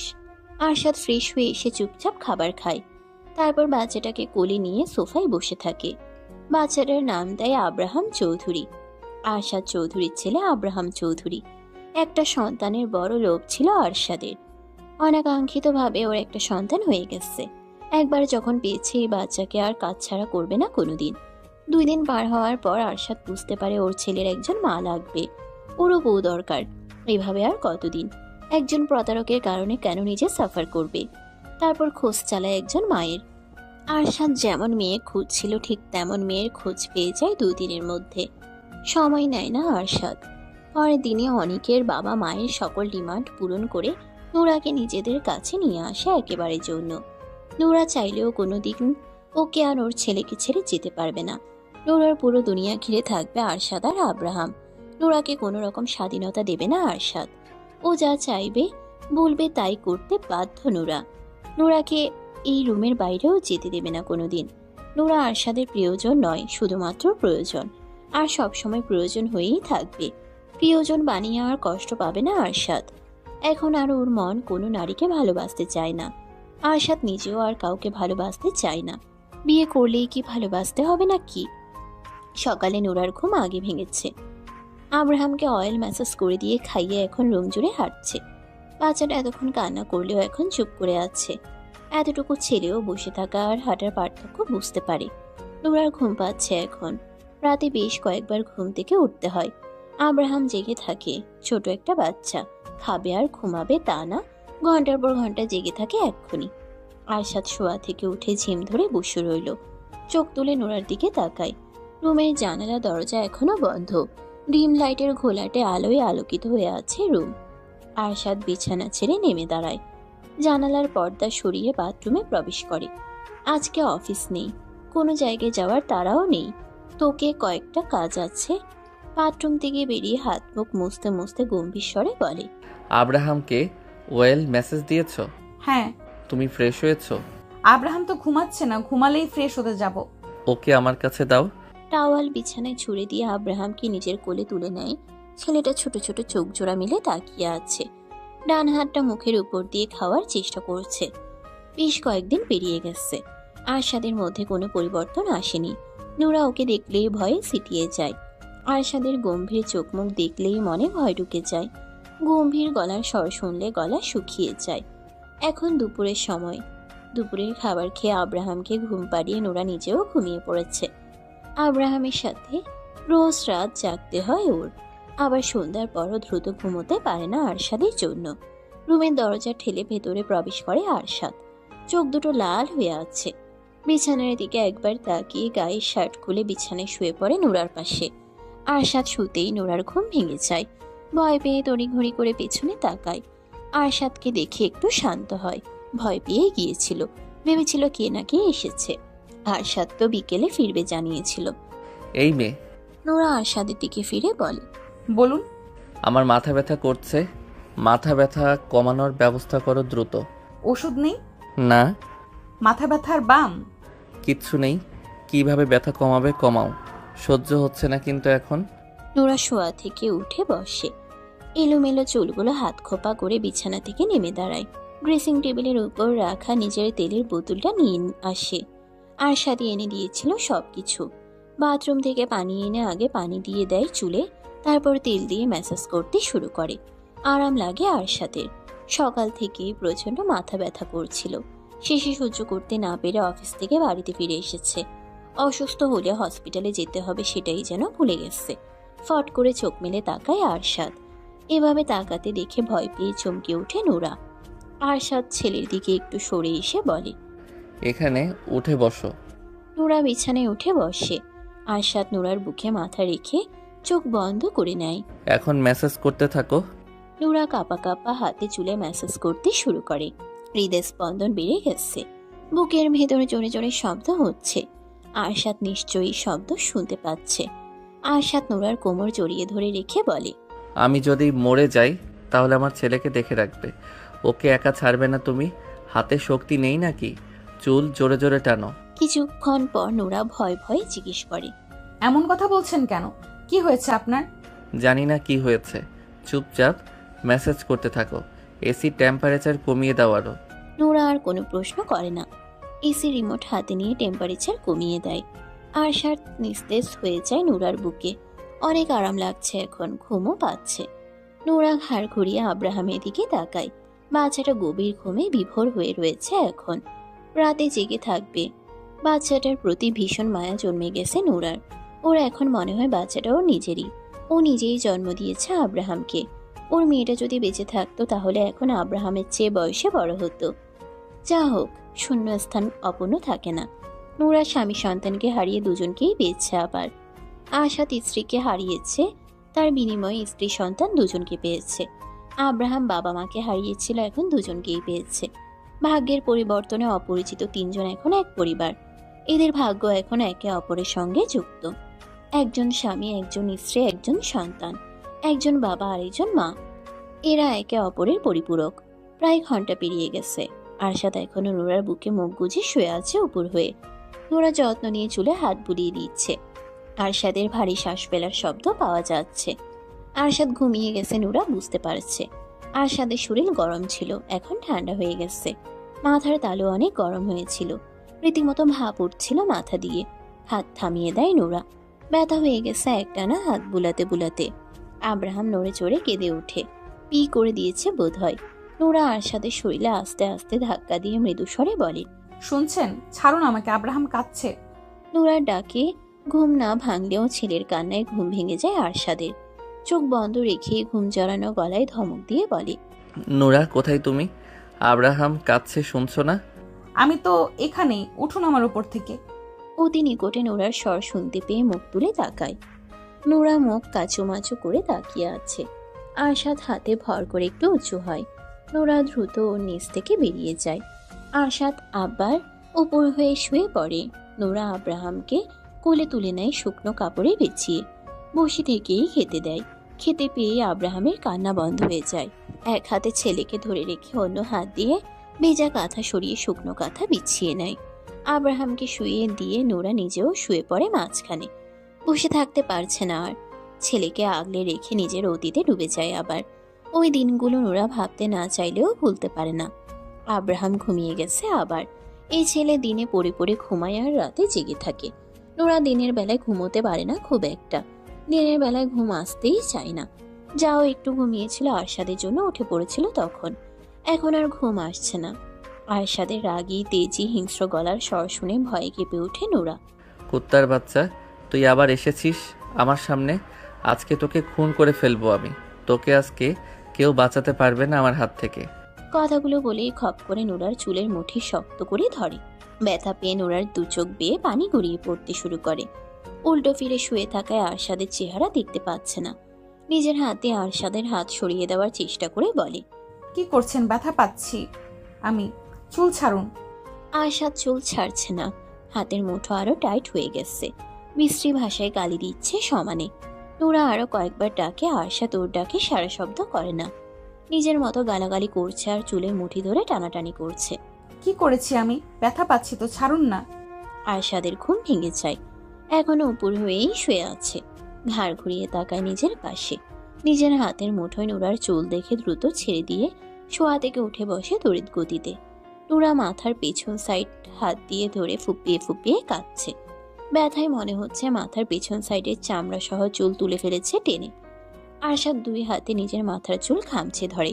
স্বপ্নের মধ্যে শায়লার চুলের মুঠি ধরেছিল আর এতক্ষণ ওকেই গালি দিচ্ছিল নিজেকে কন্ট্রোল করতে না পেরে। কিন্তু বাস্তবে যে নুরার চুলের মুঠি চেপে ধরেছে তা তো ওর কল্পনায়ও ছিল না। এক শয়তানকে মারতে গিয়ে শুধু শুধু মেয়েটাকে কষ্ট দিল। নুরার দিকে এগিয়ে নুরাকে টেনে নিজের দিকে ফেরায়। নুরার ফর্সা চেহারা লাল হয়ে গেছে। চোখ দুটো বেয়ে ঝরঝর করে পানি গড়িয়ে পড়ছে। আরশাদের নিজের উপরে নিজেরই রাগ হচ্ছে এখন। নুরার চোখের পানি মুছিয়ে দিতে দিতে অপরাধীর ন্যায় গম্ভীর স্বরে বলে, আমি ইচ্ছে করে তোমাকে ব্যথা দেইনি। ঘুমের মধ্যে স্বপ্ন দেখে এমন করে ফেলেছি। প্রথমেই ডাকুনি কেন আমাকে? নুরা কাঁদতে কাঁদতে বলে, ডেকেছিলাম, আপনি শোনেননি। অনেক ব্যথা করছে। হ্যাঁ।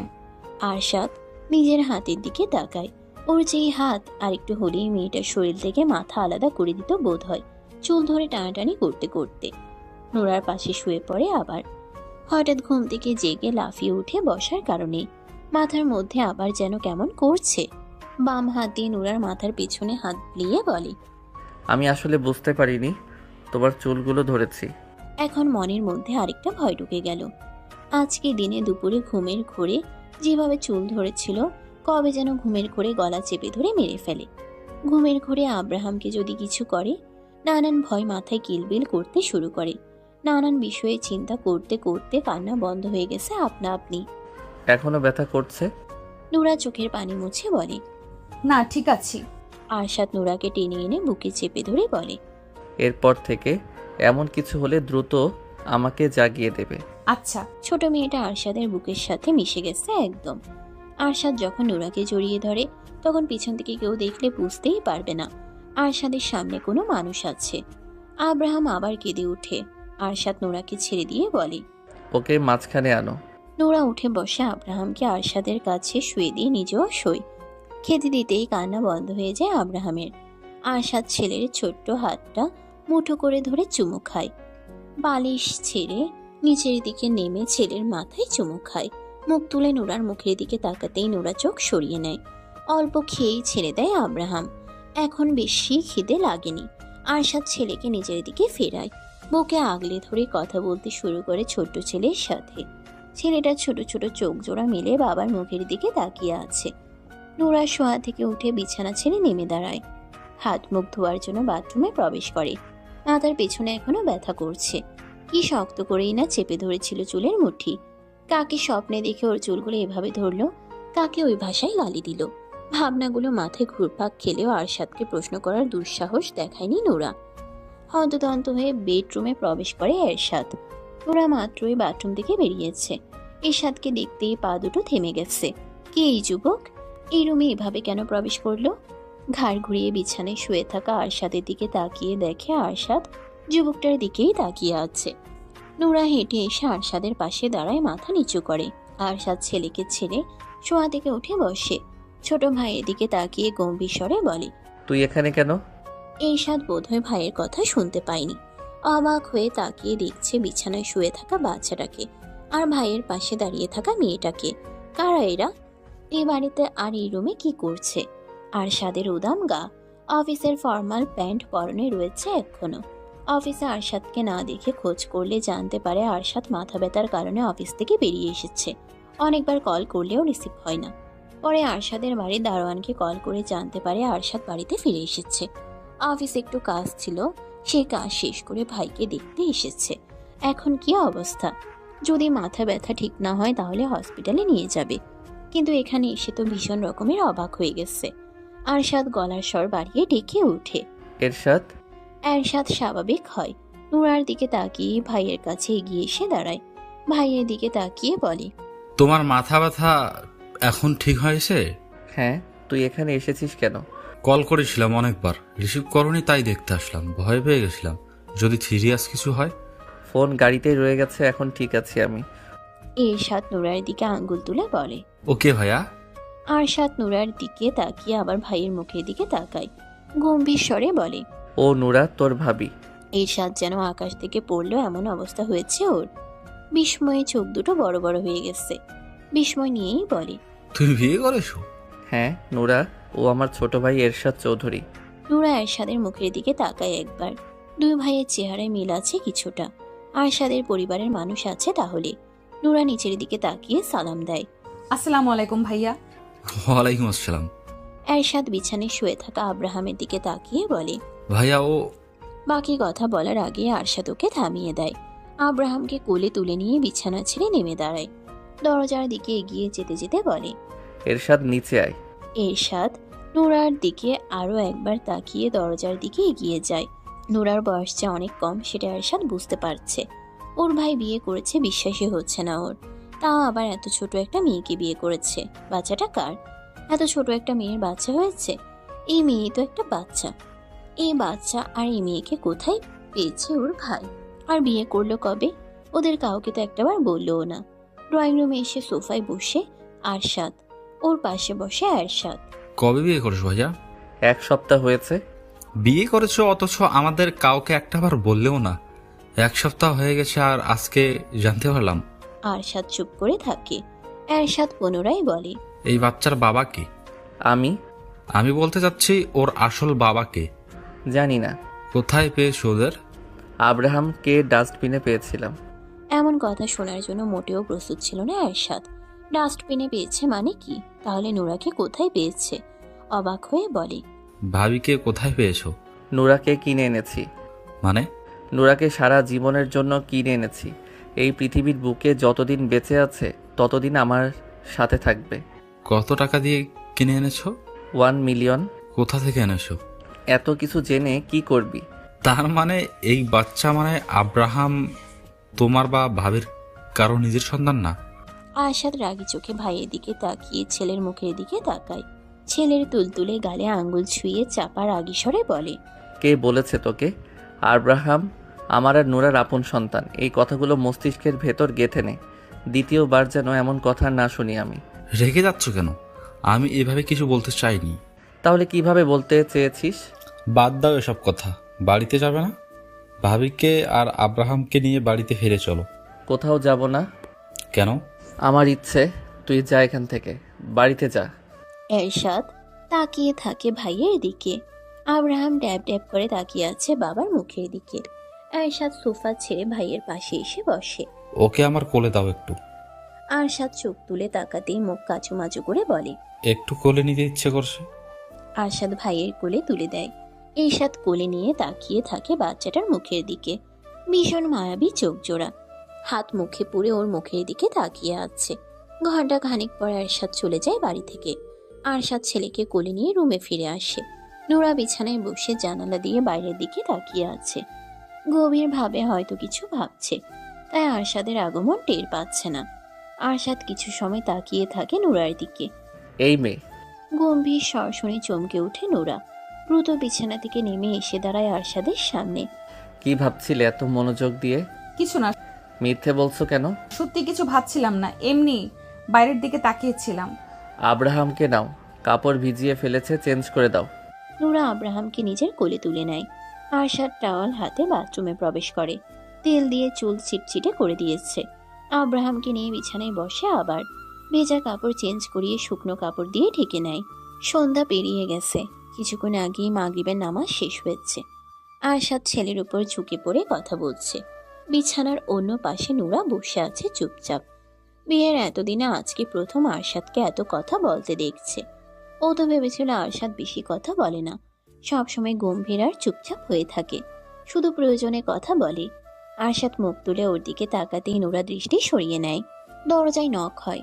নুরা আর আরশাদ দুজনেই দরজার দিকে তাকায়। আরশাদ গম্ভীর স্বরে বলে। কে? পরপর কয়েকজনের প্রবেশ ঘটে রুমের ভিতর। সকলের দিক থেকে চোখ সরিয়ে আরশাদের দিকে তাকায় নুরা। আরশাদ নিজেও ওর দিকে তাকিয়ে আবার নিজের পরিবারের দিকে তাকায়। আরশাদের বাবা মা, ভাই বোন, কাকা কাকি আর কাকাতো ভাই এসেছে। আরশাদ স্থির হয়ে বসে থাকে আগের মতোই। নুরা জড়সড় হয়ে যায়। এরা কারা? আরশাদের বাড়ির লোক নাকি? আরশাদের ভাইও তো আছে। আরশাদের বাবা এগিয়ে এসে দাঁড়ান আরশাদের সামনে, গম্ভীর স্বরে বলেন। এই বাচ্চা কার? আমাদের। তোমার আর কার? আমার আর আমার ওয়াইফের। তোমার ওয়াইফ কে? আরশাদ নুরার দিকে তাকায়। ওই যে বসে আছে মিসেস আরশাদ চৌধুরী। কে এই মেয়ে? আমার ওয়াইফ, আমার বাচ্চার মা। সেটা তো বুঝতে পারছি, কিন্তু কে ওই মেয়ে? বংশ পরিচয় কি? আরশাদ রেগে থাকায় ছোট ভাইয়ের দিকে।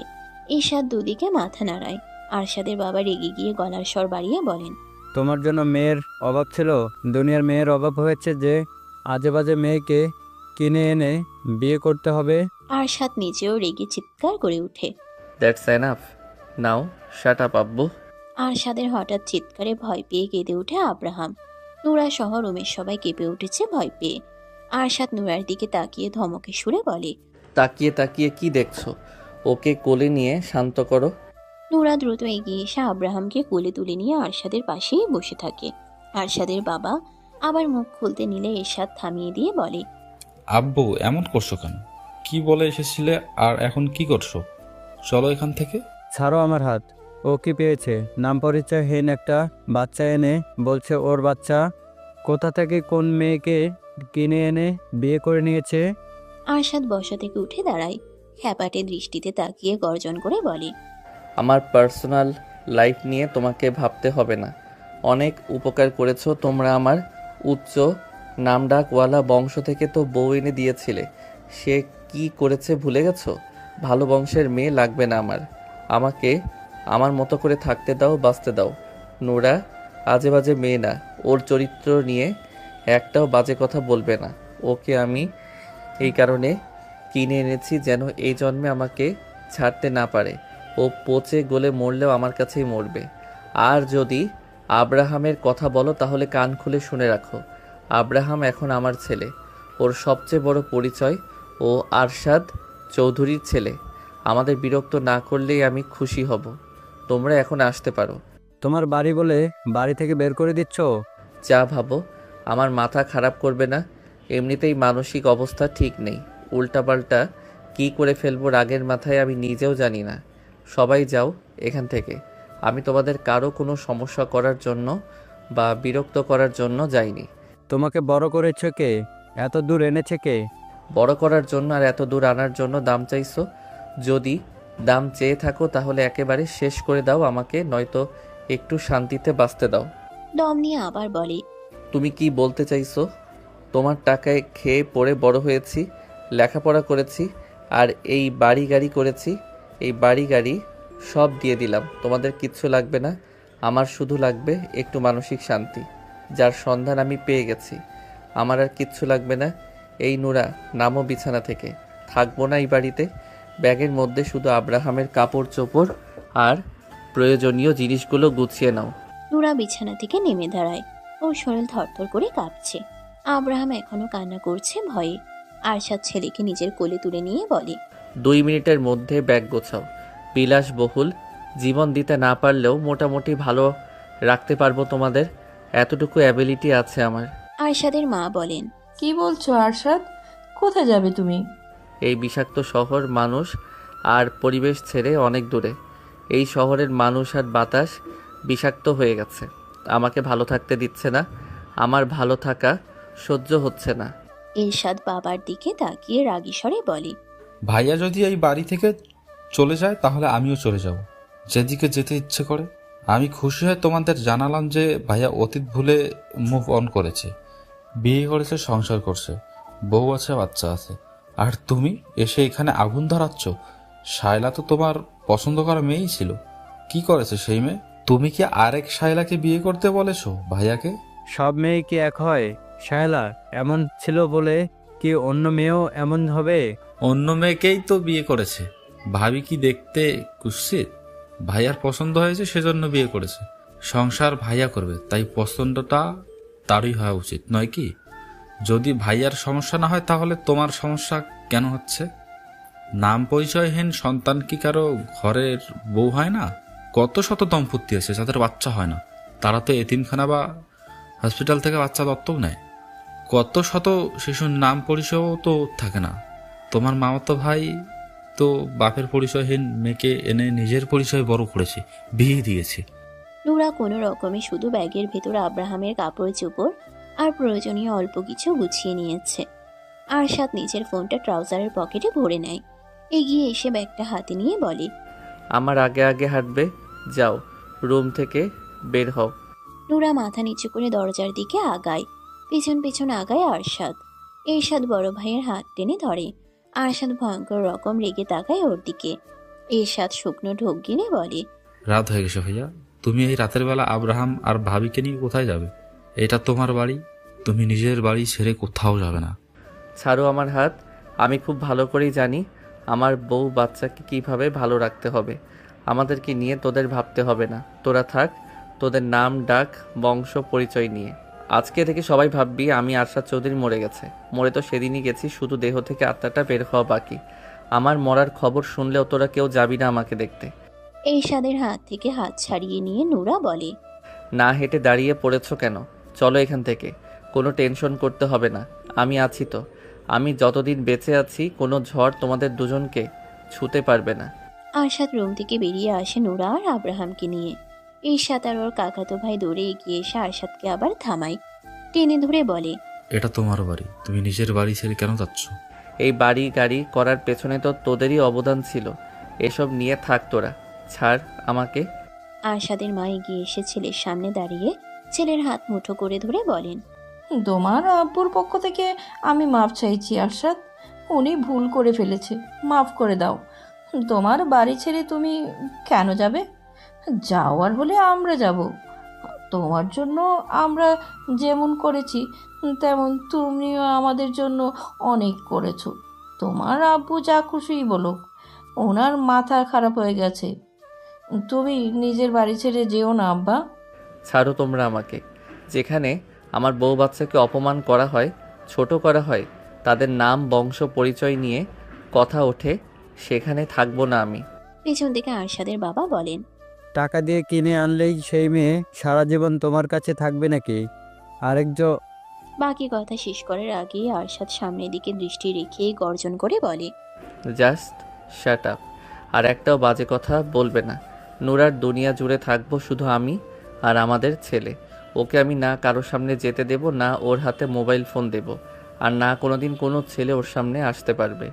প্রয়োজনে ওকে আমি একটা রুমে সারা জীবন পাখির মতো বন্দি করে রাখবো। তারপরেও ওর মনের মধ্যে শুধু আমিই থাকবো। একটু চুপ করে ভাইয়ের দিকে তাকিয়ে রাগী স্বরে বলে, হাত ছাড় আমার। তুই আসবি না আমার সামনে, সর এখান থেকে। আরশাদের মা বলেন, আরশাদ, তুমি তোমার বাড়িতেই থাকো, আমরা চলে যাচ্ছি। দেবরের দিকে তাকিয়ে বলেন, ছোট ভাই, আপনার ভাইকে নিয়ে চলুন এখান থেকে। এসেছিলাম ছেলে আর ছেলের বউ বাচ্চাকে বাড়িতে নিয়ে যেতে, আর এ নিয়ে এসে এখানে আগুন ধরিয়ে দিল। আরশাদের কাকা আরশাদের বাবাকে টেনে ধরে রুম থেকে বেরিয়ে আসেন। সবাই এগিয়ে যায় সিঁড়ির দিকে। আরশাদ পেছন থেকে বলে, আর কোনো দিন কাউকে যেন না দেখি এই বাড়িতে। আগামীকাল থেকে তোমাদের অফিসে যাব না আমি। আরশাদের বাবা কিছু বলতে চাইলেন, তার আগেই ওনার ছোট ভাই ওনার মুখ চেপে ধরে বলেন, ছেলেটার মাথায় আর আগুন ধরিও না। ওর মানসিক অবস্থা ঠিক নেই, আমরা সবাই জানি। ও যে অতীত থেকে বেরিয়ে এসেছে এটাই তো অনেক। আমি তো ভেবেছিলাম ও আর এই জীবনে বিয়েই করবে না। ও যখন বউ বাচ্চাকে নিয়ে ভালো থাকতে চাইছে তখন ওকে ভালো থাকতে দাও না। মানুষের সামনে এই বউ বাচ্চার পরিচয় দিবে কিভাবে?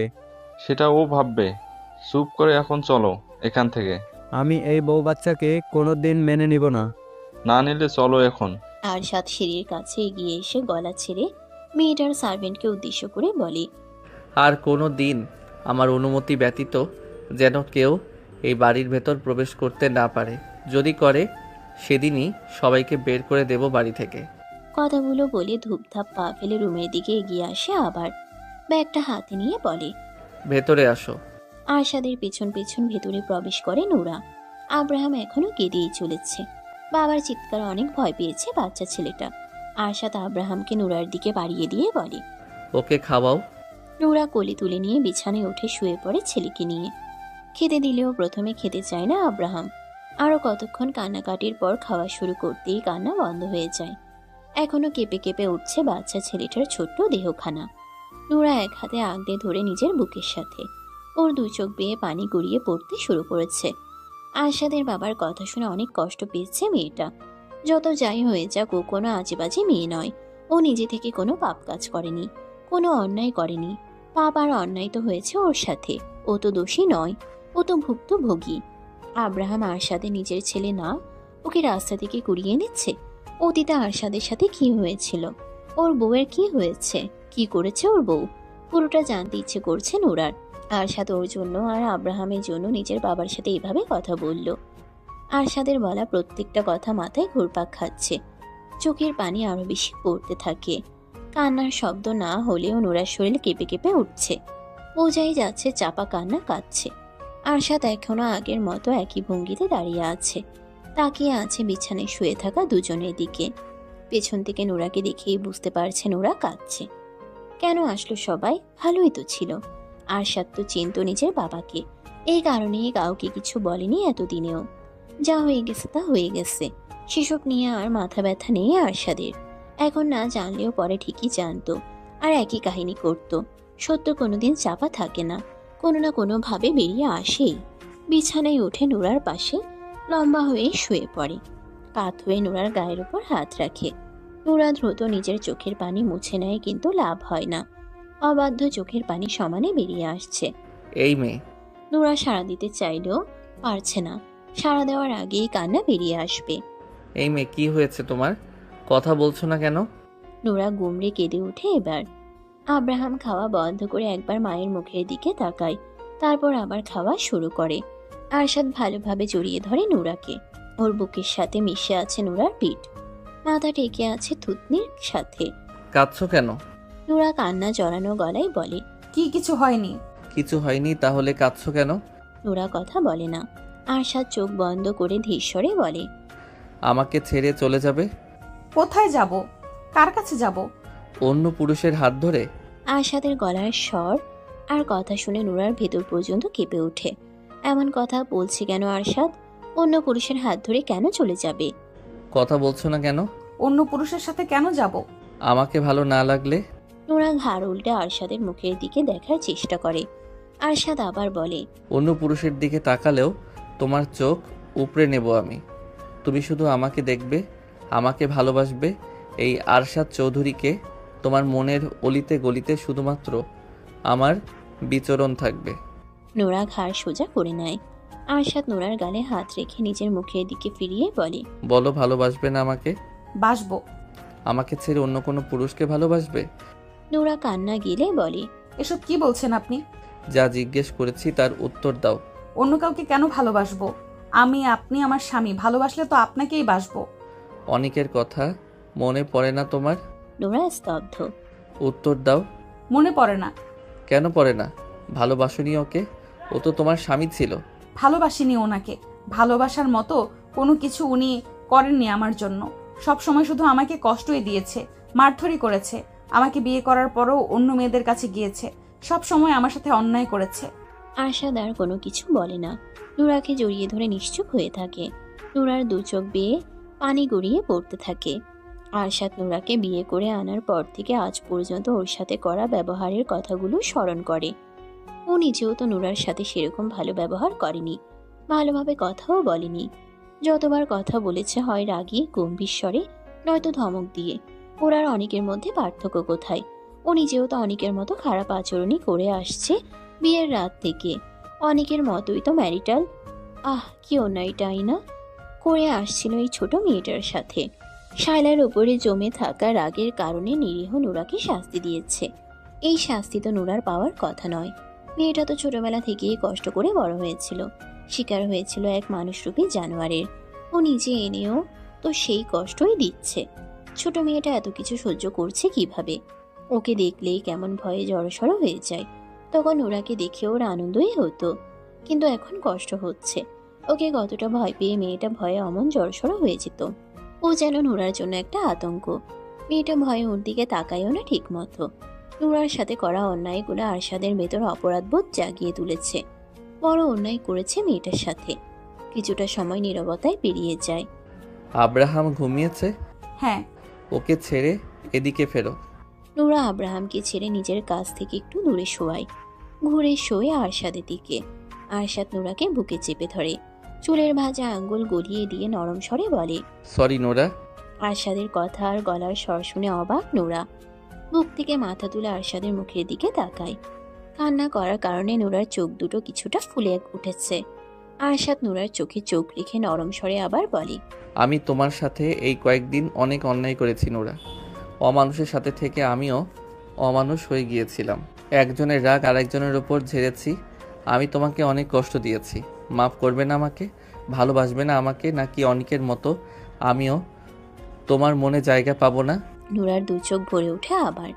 আরশাদ ওর গালে হাত রেখে ব্যাকুল স্বরে পাগলের মতো বলে, প্লিজ ভালোবাসো আমাকে। বলো ভালোবাসবে। বলো বেইমানি করবে না আমার সাথে। কোনোদিন ঠকাবে না আমাকে। কি হলো বলো? নুরা ফুপিয়ে ওঠে আরশাদের পাগলামো কথা শুনে। আরশাদ নুরাকে আবার বুকে চেপে ধরে চুলে হাত বুলিয়ে বলে, দেখো আর কষ্ট দেব না আমি তোমাকে, একটু কষ্ট দেব না, প্রমিস। শুধু সারা জীবন আমাকে ভালোবাসবে। তোমার হৃদয়ের গভীরে তো এখনো কোনো পুরুষের জায়গা হয়নি, সেখানে তুমি আমাকে জায়গা দাও সারা জীবনের জন্য। নুরা আরশাদের টি শার্ট খামচে ধরে শক্ত হাতে। ভয় লাগলেও কাঁদতে কাঁদতে বলে, আপনি আর ধমক দিবেন না আমাকে? দেব না। রাগারাগি করবেন না আমার সাথে? করব না। তাতে কষ্ট দেবেন না আমাকে? আরশাদের চোখ বন্ধ করে একটু দম নিয়ে তারপর বলে, দেব না। এতদিন যা যা করেছি এমন কিছু আর করব না। তুমি শুধু আমার কথা শুনবে, চলবে, আমাকে আর আমাদের ছেলেকে ভালোবাসবে। সব করব। আমাকে কোনোদিন ঠকাবে না, আমার সাথে বিশ্বাসঘাতকতা করবে না, প্রতারণা করবে না আমার সাথে, মিথ্যে বলবে না আমাকে। কিচ্ছু করব না। কাঁদছো কেন? আব্বুর কথায় অনেক কষ্ট পেয়েছো? তোমাকে কষ্ট দেওয়ার জন্য আর কেউ আসবে না এই বাড়িতে। আপনি ওনাদের সাথে এমন করলেন কেন? আব্বু কি বলেছে শোনোনি? নুরা চুপ করে থাকে। খাবার খাবে? ওঠো। আরশাদ নুরাকে ছেড়ে দেয়। নুরা উঠে বসে, আরশাদ নিজেও উঠে বসে। হাত মুখ ধুয়ে দুজনেই ফ্রেশ হয়। মিট খাবার দিয়ে গেছে। আরশাদ এখন নুরাকে আর খাবার বাড়তে বলে না, নিজেই খাবার বেড়ে দেয় একটা প্লেটে। চেয়ার টেনে নিজের পাশে এনে নুরার দিকে তাকিয়ে বলে, এখানে বসো। নুরা বসে আরশাদের পাশে। আরশাদ ভাত মেখে নুরার মুখের সামনে তুলে ধরে বলে, হা করো। বিনা বাক্যে হা করে নুরা। আরশাদ নুরার মুখে ভাত পুড়ে দিয়ে নিজের মুখে নেয়। নিজের হাতে নুরাকে খাইয়ে দিতে থাকে, নিজেও খেতে থাকে। নুরার দু চোখ বেয়ে পানি গড়িয়ে পড়তে শুরু করে। আরশাদ মুখে ভাত পুড়ে দিয়ে চোখের পানি মুছিয়ে দেয় নিজ হাতে। গালে হাত রেখে নরম স্বরে বলে, কি হয়েছে? কষ্ট দেব না তো আর? নুরা আরশাদের মুখের দিকে তাকিয়ে থাকতে থাকতে ফুপিয়ে ওঠে। বুদ্ধি হওয়ার পর আজ পর্যন্ত কেউ ওকে এভাবে যত্ন করে খাইয়ে দেয়নি। যে আরশাদ সন্ধ্যার পরেও ওর সাথে রেগে রেগে ধমক দিয়ে কথা বলতো, সে আরশাদ হঠাৎ করেই পরিবর্তন হয়ে গেছে। নুরার বিশ্বাস হচ্ছে না আরশাদ ওকে খাইয়ে দিচ্ছে এত যত্ন করে, এত সুন্দর করে ভালোভাবে আরশাদ ওর সাথে কথা বলবে, সেটা ও দুঃস্বপ্নেও ভাবেনি। আরশাদ কি সত্যি পরিবর্তন হয়ে গেছে, নাকি নুরা স্বপ্ন দেখছে? ঘুমিয়ে আছে কি এখন? ঘুম ভাঙলে কি সব আগের মতো হয়ে যাবে? আরশাদ আগের মতো ওর সাথে রাগারাগি ধমকাধমকি করবে, ওকে কষ্ট দেবে? নুরা কাঁদছো কেন? নুরা কেঁদে কেঁদে বলে, আপনি সত্যি সত্যি আমাকে আর কষ্ট দেবেন না? না, একদম কষ্ট দেব না। আর তোমাকে এখন কান্না বন্ধ করে হা করো। নুরার চোখের পানি মুছে কান্না বন্ধ করার চেষ্টা করে। বড় বড় করে শ্বাস নেয়। আরশাদ ভাতের লোকমা তুলে ধরতেই হা করে, আবার চোখ দুটো পানিতে ভরে ওঠে। টুপ করে গাল বেয়ে গড়িয়ে পড়ে মুহূর্তেই। আরশাদ তাকিয়ে থাকে নুরার মুখের দিকে। খাওয়া দাওয়া শেষ হলে দরজা লাগিয়ে দেয় আরশাদ। নুরা বিছানায় উঠে শুয়ে পড়ে। আরশাদ মেন লাইট অফ করে ডিম লাইট অন করে শুয়ে পড়ে নুরার পাশে। যত্ন সহকারে নুরাকে আগলে নেয় নিজের প্রশস্ত বুকে। আরশাদের বুকে ভয়ডরহীন নিরাপদ আশ্রয় পেয়ে নোরা লুকিয়ে পড়তে চায় প্রশস্ত বুকের গভীরে। রাত পেরিয়ে নতুন ভোরের আগমন ঘটে। নোরা আরশাদের বুকে মিশে ঘুমিয়ে আছে। একটু আগে এই বুকে এসে ঘুমিয়েছে আবার। আব্রাহাম রাত ৩টার সময় ঘুম থেকে জেগে উঠেছিল। ফজরের পরপরই ঘুমিয়েছে আবার। আজকে রাতে আব্রাহামকে কোলে নিয়ে বসে থাকতে হয়নি নোরার। আরশাদ নিজেই ছেলেকে কোলে নিয়ে বসেছিল। নোরাকে বলেছিল ঘুমিয়ে পড়তে, যেহেতু আব্রাহাম পেট ভরে খেয়েছে তাই আর কাঁদতো না। কিন্তু নোরা ঘুমায়নি। দুজনকে বসিয়ে রেখে ও কিভাবে ঘুমোবে? আব্রাহাম আর নোরা ঘুমিয়ে গেলেও আরশাদ ঘুমায়নি। ওর ঘুম আসছে না। ওর এখনো অপরাধ বোধ হচ্ছে। নোরার চুলের ভাঁজে চুমু খায়।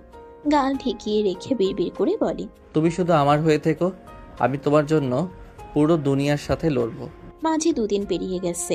আরশাদ বাড়ি থেকে বের হয় না, কোথাও যায়ও না, অফিসেও যায় না। সত্যি সত্যি সবসময় স্ত্রী সন্তানের সাথেই থাকে।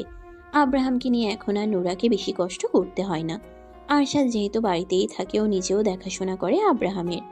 আরশাদের প্রতি ভয় অনেকটা কেটে গেছে নোরার। এখন আর আরশাদকে আগের মতো ভয় লাগে না ওর। আরশাদ নিজে থেকেই ওর অতীত নোরাকে বলেছে। আব্রাহামকে কিভাবে পেয়েছে সেটাও বলেছে। আরশাদের অতীত শুনে নোরা স্তব্ধ হয়ে গিয়েছিল। ওর সাথে আরশাদের অমন ব্যবহার করার কারণও বুঝতে পেরেছে। আর আব্রাহামের ঘটনা জানতে পেরে তো মেয়েটা কেঁদেই ফেলেছিল। আব্রাহামকে বুকে জড়িয়ে ধরে। নোরা এখন আব্রাহাম আর আরশাদ দুজনকেই ভীষণ ভালোবাসে। অযত্ন, অবহেলা আর কষ্ট পেয়ে আসা নোরা আরশাদের যত্ন, ভালোবাসা পেয়ে সত্যি নিজেকে ভাগ্যবতী মনে করে। কোনোদিন ভাবেনি এমন দিন ওর জীবনেও আসতে পারে। কেউ ওকে ভালোবেসে আগলে রাখবে, ওকে নিয়ে ভাববে, ওর ভালো মন্দের খেয়াল রাখবে, ও জীবনে খুশি থাকবে সেটা ভাববে, ও কিভাবে খুশি থাকবে সেটা ভাববে। প্রথম দিকে তো আরশাদকে নোরার কাছে সাইকো পাষাণ পুরুষ মনে হয়েছে। কেমন অদ্ভুত ব্যবহার করত, সবসময় রেগে থাকতো, ওকে কষ্ট দিত। কষ্ট পেলে সবাই ভেঙে পড়ে না, অনেকে নষ্টও হয়ে যায়। তবে আরশাদ হয়ে গিয়েছিল সাইকো টাইপের হৃদয়হীন। আরশাদ আব্রাহামকে নিয়ে সোফায় বসে আছে। নোরা ঘুমিয়ে আছে বেডরুমে। বিচারি গত রাতে ঘুমোতে পারেনি 2 বাপ বেটার যন্ত্রণায়। আব্রাহামকে ঘুম পাড়াতে পাড়াতে নিজেও ঘুমিয়ে গেছে। আব্রাহাম ঘুম থেকে আবার উঠে গেলেও নোরার ঘুম ভাঙেনি। আরশাদ ছেলেকে তুলে নিয়ে নিচে নেমে এসেছে যেন নোরার ঘুম না ভাঙে। কলিং বেল বেজে ওঠে। সার্ভেন্ট গিয়ে দরজা খুলে দেখে দারোয়ান দাঁড়িয়ে আছে। দারোয়ান ভেতরে এসে আরশাদের সামনে মাথা নিচু করে দাঁড়িয়ে বলে, স্যার, আপনার মা এসেছেন, কিছুতেই যাচ্ছেন না, গেটের বাইরে দাঁড়িয়ে আছেন। আর কে এসেছে? আপনার ছোট্ট ভাই। আর কেউ আসেনি? না স্যার। ভেতরে আসতে দিন। দারোয়ান বেরিয়ে যায়। কয়েক মিনিট পরে এরশাদ আর ওর মা ভেতরে প্রবেশ করে। আরশাদ একবার দুজনের দিকে তাকিয়ে ছেলের মুখের দিকে তাকিয়ে থাকে। আরশাদ, কিসের জন্য এসেছো? এভাবে কথা বলছো কেন? কিভাবে আশা করছো? কেন এসেছো সেটা বলো। এখনো রেগে আছো? কি জন্য এসেছো সেটা বলো। বাড়ি ফিরে চলো। আরশাদ ছেলের দিক থেকে চোখ সরিয়ে মা আর ভাইয়ের দিকে তাকায়। ওর তাকানো দেখিয়ে ভয় পেয়ে যায় আরশাদ। বাড়িতেই আছি আমি। ওই বাড়িতে ফিরে চলো। কেন? ওখানে আমরা সবাই আছি। এখানে আমার স্ত্রী সন্তান আছে। ওদের নিয়ে যাব। আমরাও ছেলের বউ আর নাতিকে কাছে পেতে চাই। তোমাদের কি মনে হয় যেখানে আমার স্ত্রী সন্তান সম্মান পাবে না আমি ওদের সেখানে নিয়ে যাব? সম্মান পাবে না কেন? অবশ্যই পাবে সম্মান। বাড়ি বয়ে এসে অপমান করে গেছো, আর এখন বলছো বাড়িতে নিয়ে গিয়ে সম্মান দেবে? How strange. এভাবে বলছো কেন? আমি আমার স্ত্রী সন্তানকে নিয়ে ওই বাড়িতে যাচ্ছি না। আরশাদের মা আরশাদের পাশে বসেন। ছেলের হাত ধরে বলেন, বাবা প্লিজ ফিরে চলো। তোমার আব্বু আর কিছু বলবে না। উনি মেনে নিয়েছে তোমার স্ত্রী সন্তানকে। মেনে নিল কেন? উনি নিজের ভুল বুঝতে পেরেছে। ভুল বুঝতে পেরেছে ভালো কথা, কিন্তু আমরা যাচ্ছি না। নোরা এখনো ছোট বাচ্চা, একটা মেয়ে। ও একা বাচ্চা হয়ে আরেক বাচ্চাকে একা একা কিভাবে সামলাবে? আমি আছি তো, আমি ওকে সাহায্য করব। তুমি তো সবসময় বাড়িতে থাকবে না। বাড়িতে না থাকলে থাকবো কোথায়? অফিসে তো আর যাবই না, বাইরেও আমার কোনো কাজ নেই। তুমি নিজের বিজনেসের জন্য তো বছরে 2-3 বার স্পেনে যাও, তখন নোরা একা একা কিভাবে সামলাবে? বাড়িতে মেড আছে। তুমি যাবে না? না। নোরা যদি রাজি হয় যেতে, তবুও যাবে না। আমার কথার উপরে নোরা টু শব্দ করারও সাহস করবে না। মেয়েটা আমাকে এইভাবে ভয় দেখাচ্ছ কেন তুমি? আমার কথা শেষ হলে আসতে পারো, আমার কথা বলতে ভালো লাগছে না। আরশাদ, আমি তোমার মা।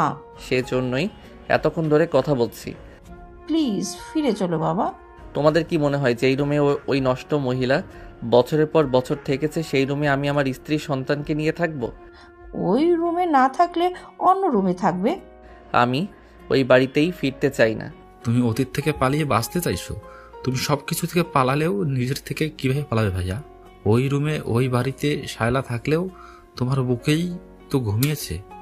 আগুন চোখে তাকায় ভাইয়ের দিকে। এরশাদ শুকনো ঢোক গিলে বলে, আমি বলতে চাইছি অতীত থেকে পালিয়ে বাঁচার চেয়ে অতীত ভুলে যাওয়াই ভালো। তুমি ফিরে চলো। ভাবি আর আব্রাহামের মধ্যে নিজেকে ডুবিয়ে রাখো, অতীতের সব ভুলে যাবে শীঘ্রই। আমি যাব না ওই বাড়িতে। এক কথা কতবার বলতে হয়? আব্বু তোমাদের যেতে বলেছে। তাহলে সে আসেনি কেন? ইগোর জন্য। ইগো নিয়েই থাকতে বলো গিয়ে। আরশাদ, ফিরে চলো। ওখানে গেলে আব্রাহাম পরিবারের সবাইকে কাছে পাবে তুমি। আর নুরারও বেশি কষ্ট হবে না। ওকে একা একা সামলাতে একটা বাচ্চা বড় করা খুব ইজি না। আমি যাব না বলছি তো। প্রয়োজনে সব কাজ ছেড়ে ছুড়ে আমি বাড়িতেই থাকবো। আরশাদের রাগ দেখে ওর মা চুপ হয়ে যান। আব্রাহাম ড্যাব ড্যাব করে বাবার মুখের দিকে তাকিয়ে হাত খাচ্ছে। ওকে দেখতে ভীষণ আদুরে লাগছে। নাতিটাকে একটু কোলে দাও। আরশাদ ঘাড় কাত করে মায়ের মুখের দিকে তাকায়। মুচকি হেসে বলে, নাতি? রাস্তার নাম পরিচয়হীন একটা বাচ্চাকে বাড়িতে তুললে বাড়ির মান সম্মান কমে যাবে না? একটা আজে বাজে মেয়েকে ছেলের বউ হিসেবে মেনে নিলে আব্বুর বংশের নাম ছোট হবে না? আরশাদ।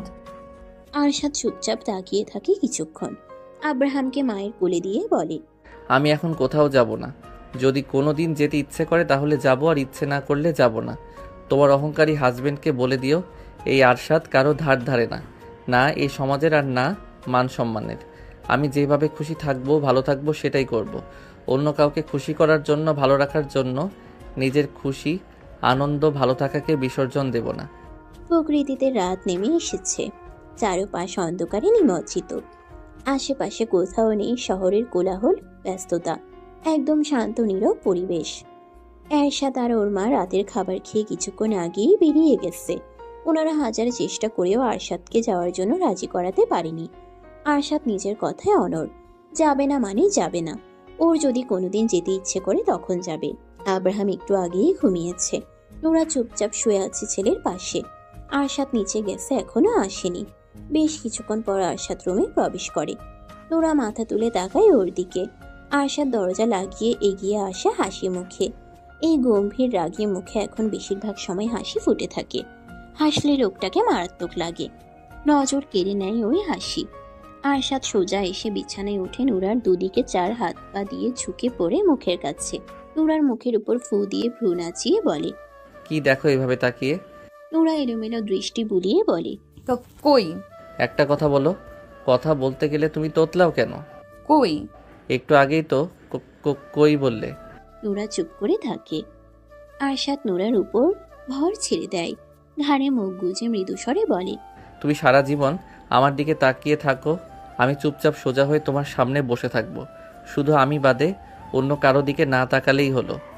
আমি অন্য কারো দিকে তাকাতেই চাই না, অন্য কারো নজরে যেতে চাই না। হাজার অন্ধকার রাত পেরিয়ে তোমার নামে ভোর হোক, আমি সেই প্রত্যেক ভোরে ঘুম থেকে জেগে তোমাকে দেখতে চাই। তোমার মিষ্টি হাসি দেখতে চাই, তোমার হাতের নরম ছোঁয়া পেতে চাই। অনন্তকাল তুমি আমার হয়েই থাকো। থাকবো। বলো ভালোবাসি। নুরা চুপ করে থাকে। বলছো না কেন? তখন তো বললাম। সারাদিন বলবে, আমাকে যখনই দেখবে তখনই বলবে। আমি সব সময় তোমার মুখ থেকে ভালোবাসি শুনতে চাই। এখন বলো। ভালোবাসি আপনাকে। আরেকবার বলো, শুনলে কলিজা ঠান্ডা হয়ে যায়। ভালোবাসি আপনাকে। আমিও ভালোবাসি তোমাকে।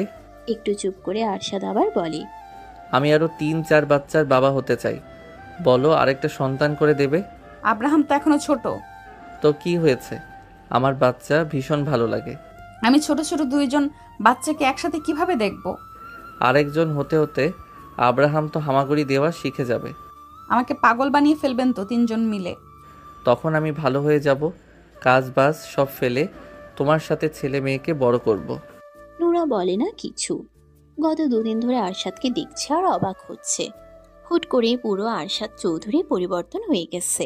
রাগী গম্ভীর আরশাদ চৌধুরী হারিয়ে গিয়ে প্রেমিক আরশাদ চৌধুরী হাজির হয়েছে। আরশাদ একটু উঁচু হয়, নুরার ওষ্ঠ জোড়ায় আলতো চুমু খেয়ে গালের সাথে গাল ঠেকিয়ে সুর ধরে গান গাইতে শুরু করে। আমি এমন একটা তুমি চাই, এমন একটা তুমি চাই, যে তুমিতে আমি ছাড়া অন্য কেউ নাই। তুমি একবার বলো যদি, আমি পাড়ি দেব খরস্রোতা নদী, ভালোবাসা দেব পুরোটা। আমি এমন একটা তুমি চাই, এমন একটা তুমি চাই, যে তুমিতে আমি ছাড়া অন্য কেউ নাই। পুরো গল্পটা কেমন লেগেছে অবশ্যই মতামত জানাবেন সবাই। এমন আরো গল্প শুনতে চ্যানেলটি সাবস্ক্রাইব দিয়ে রাখবেন। ধন্যবাদ।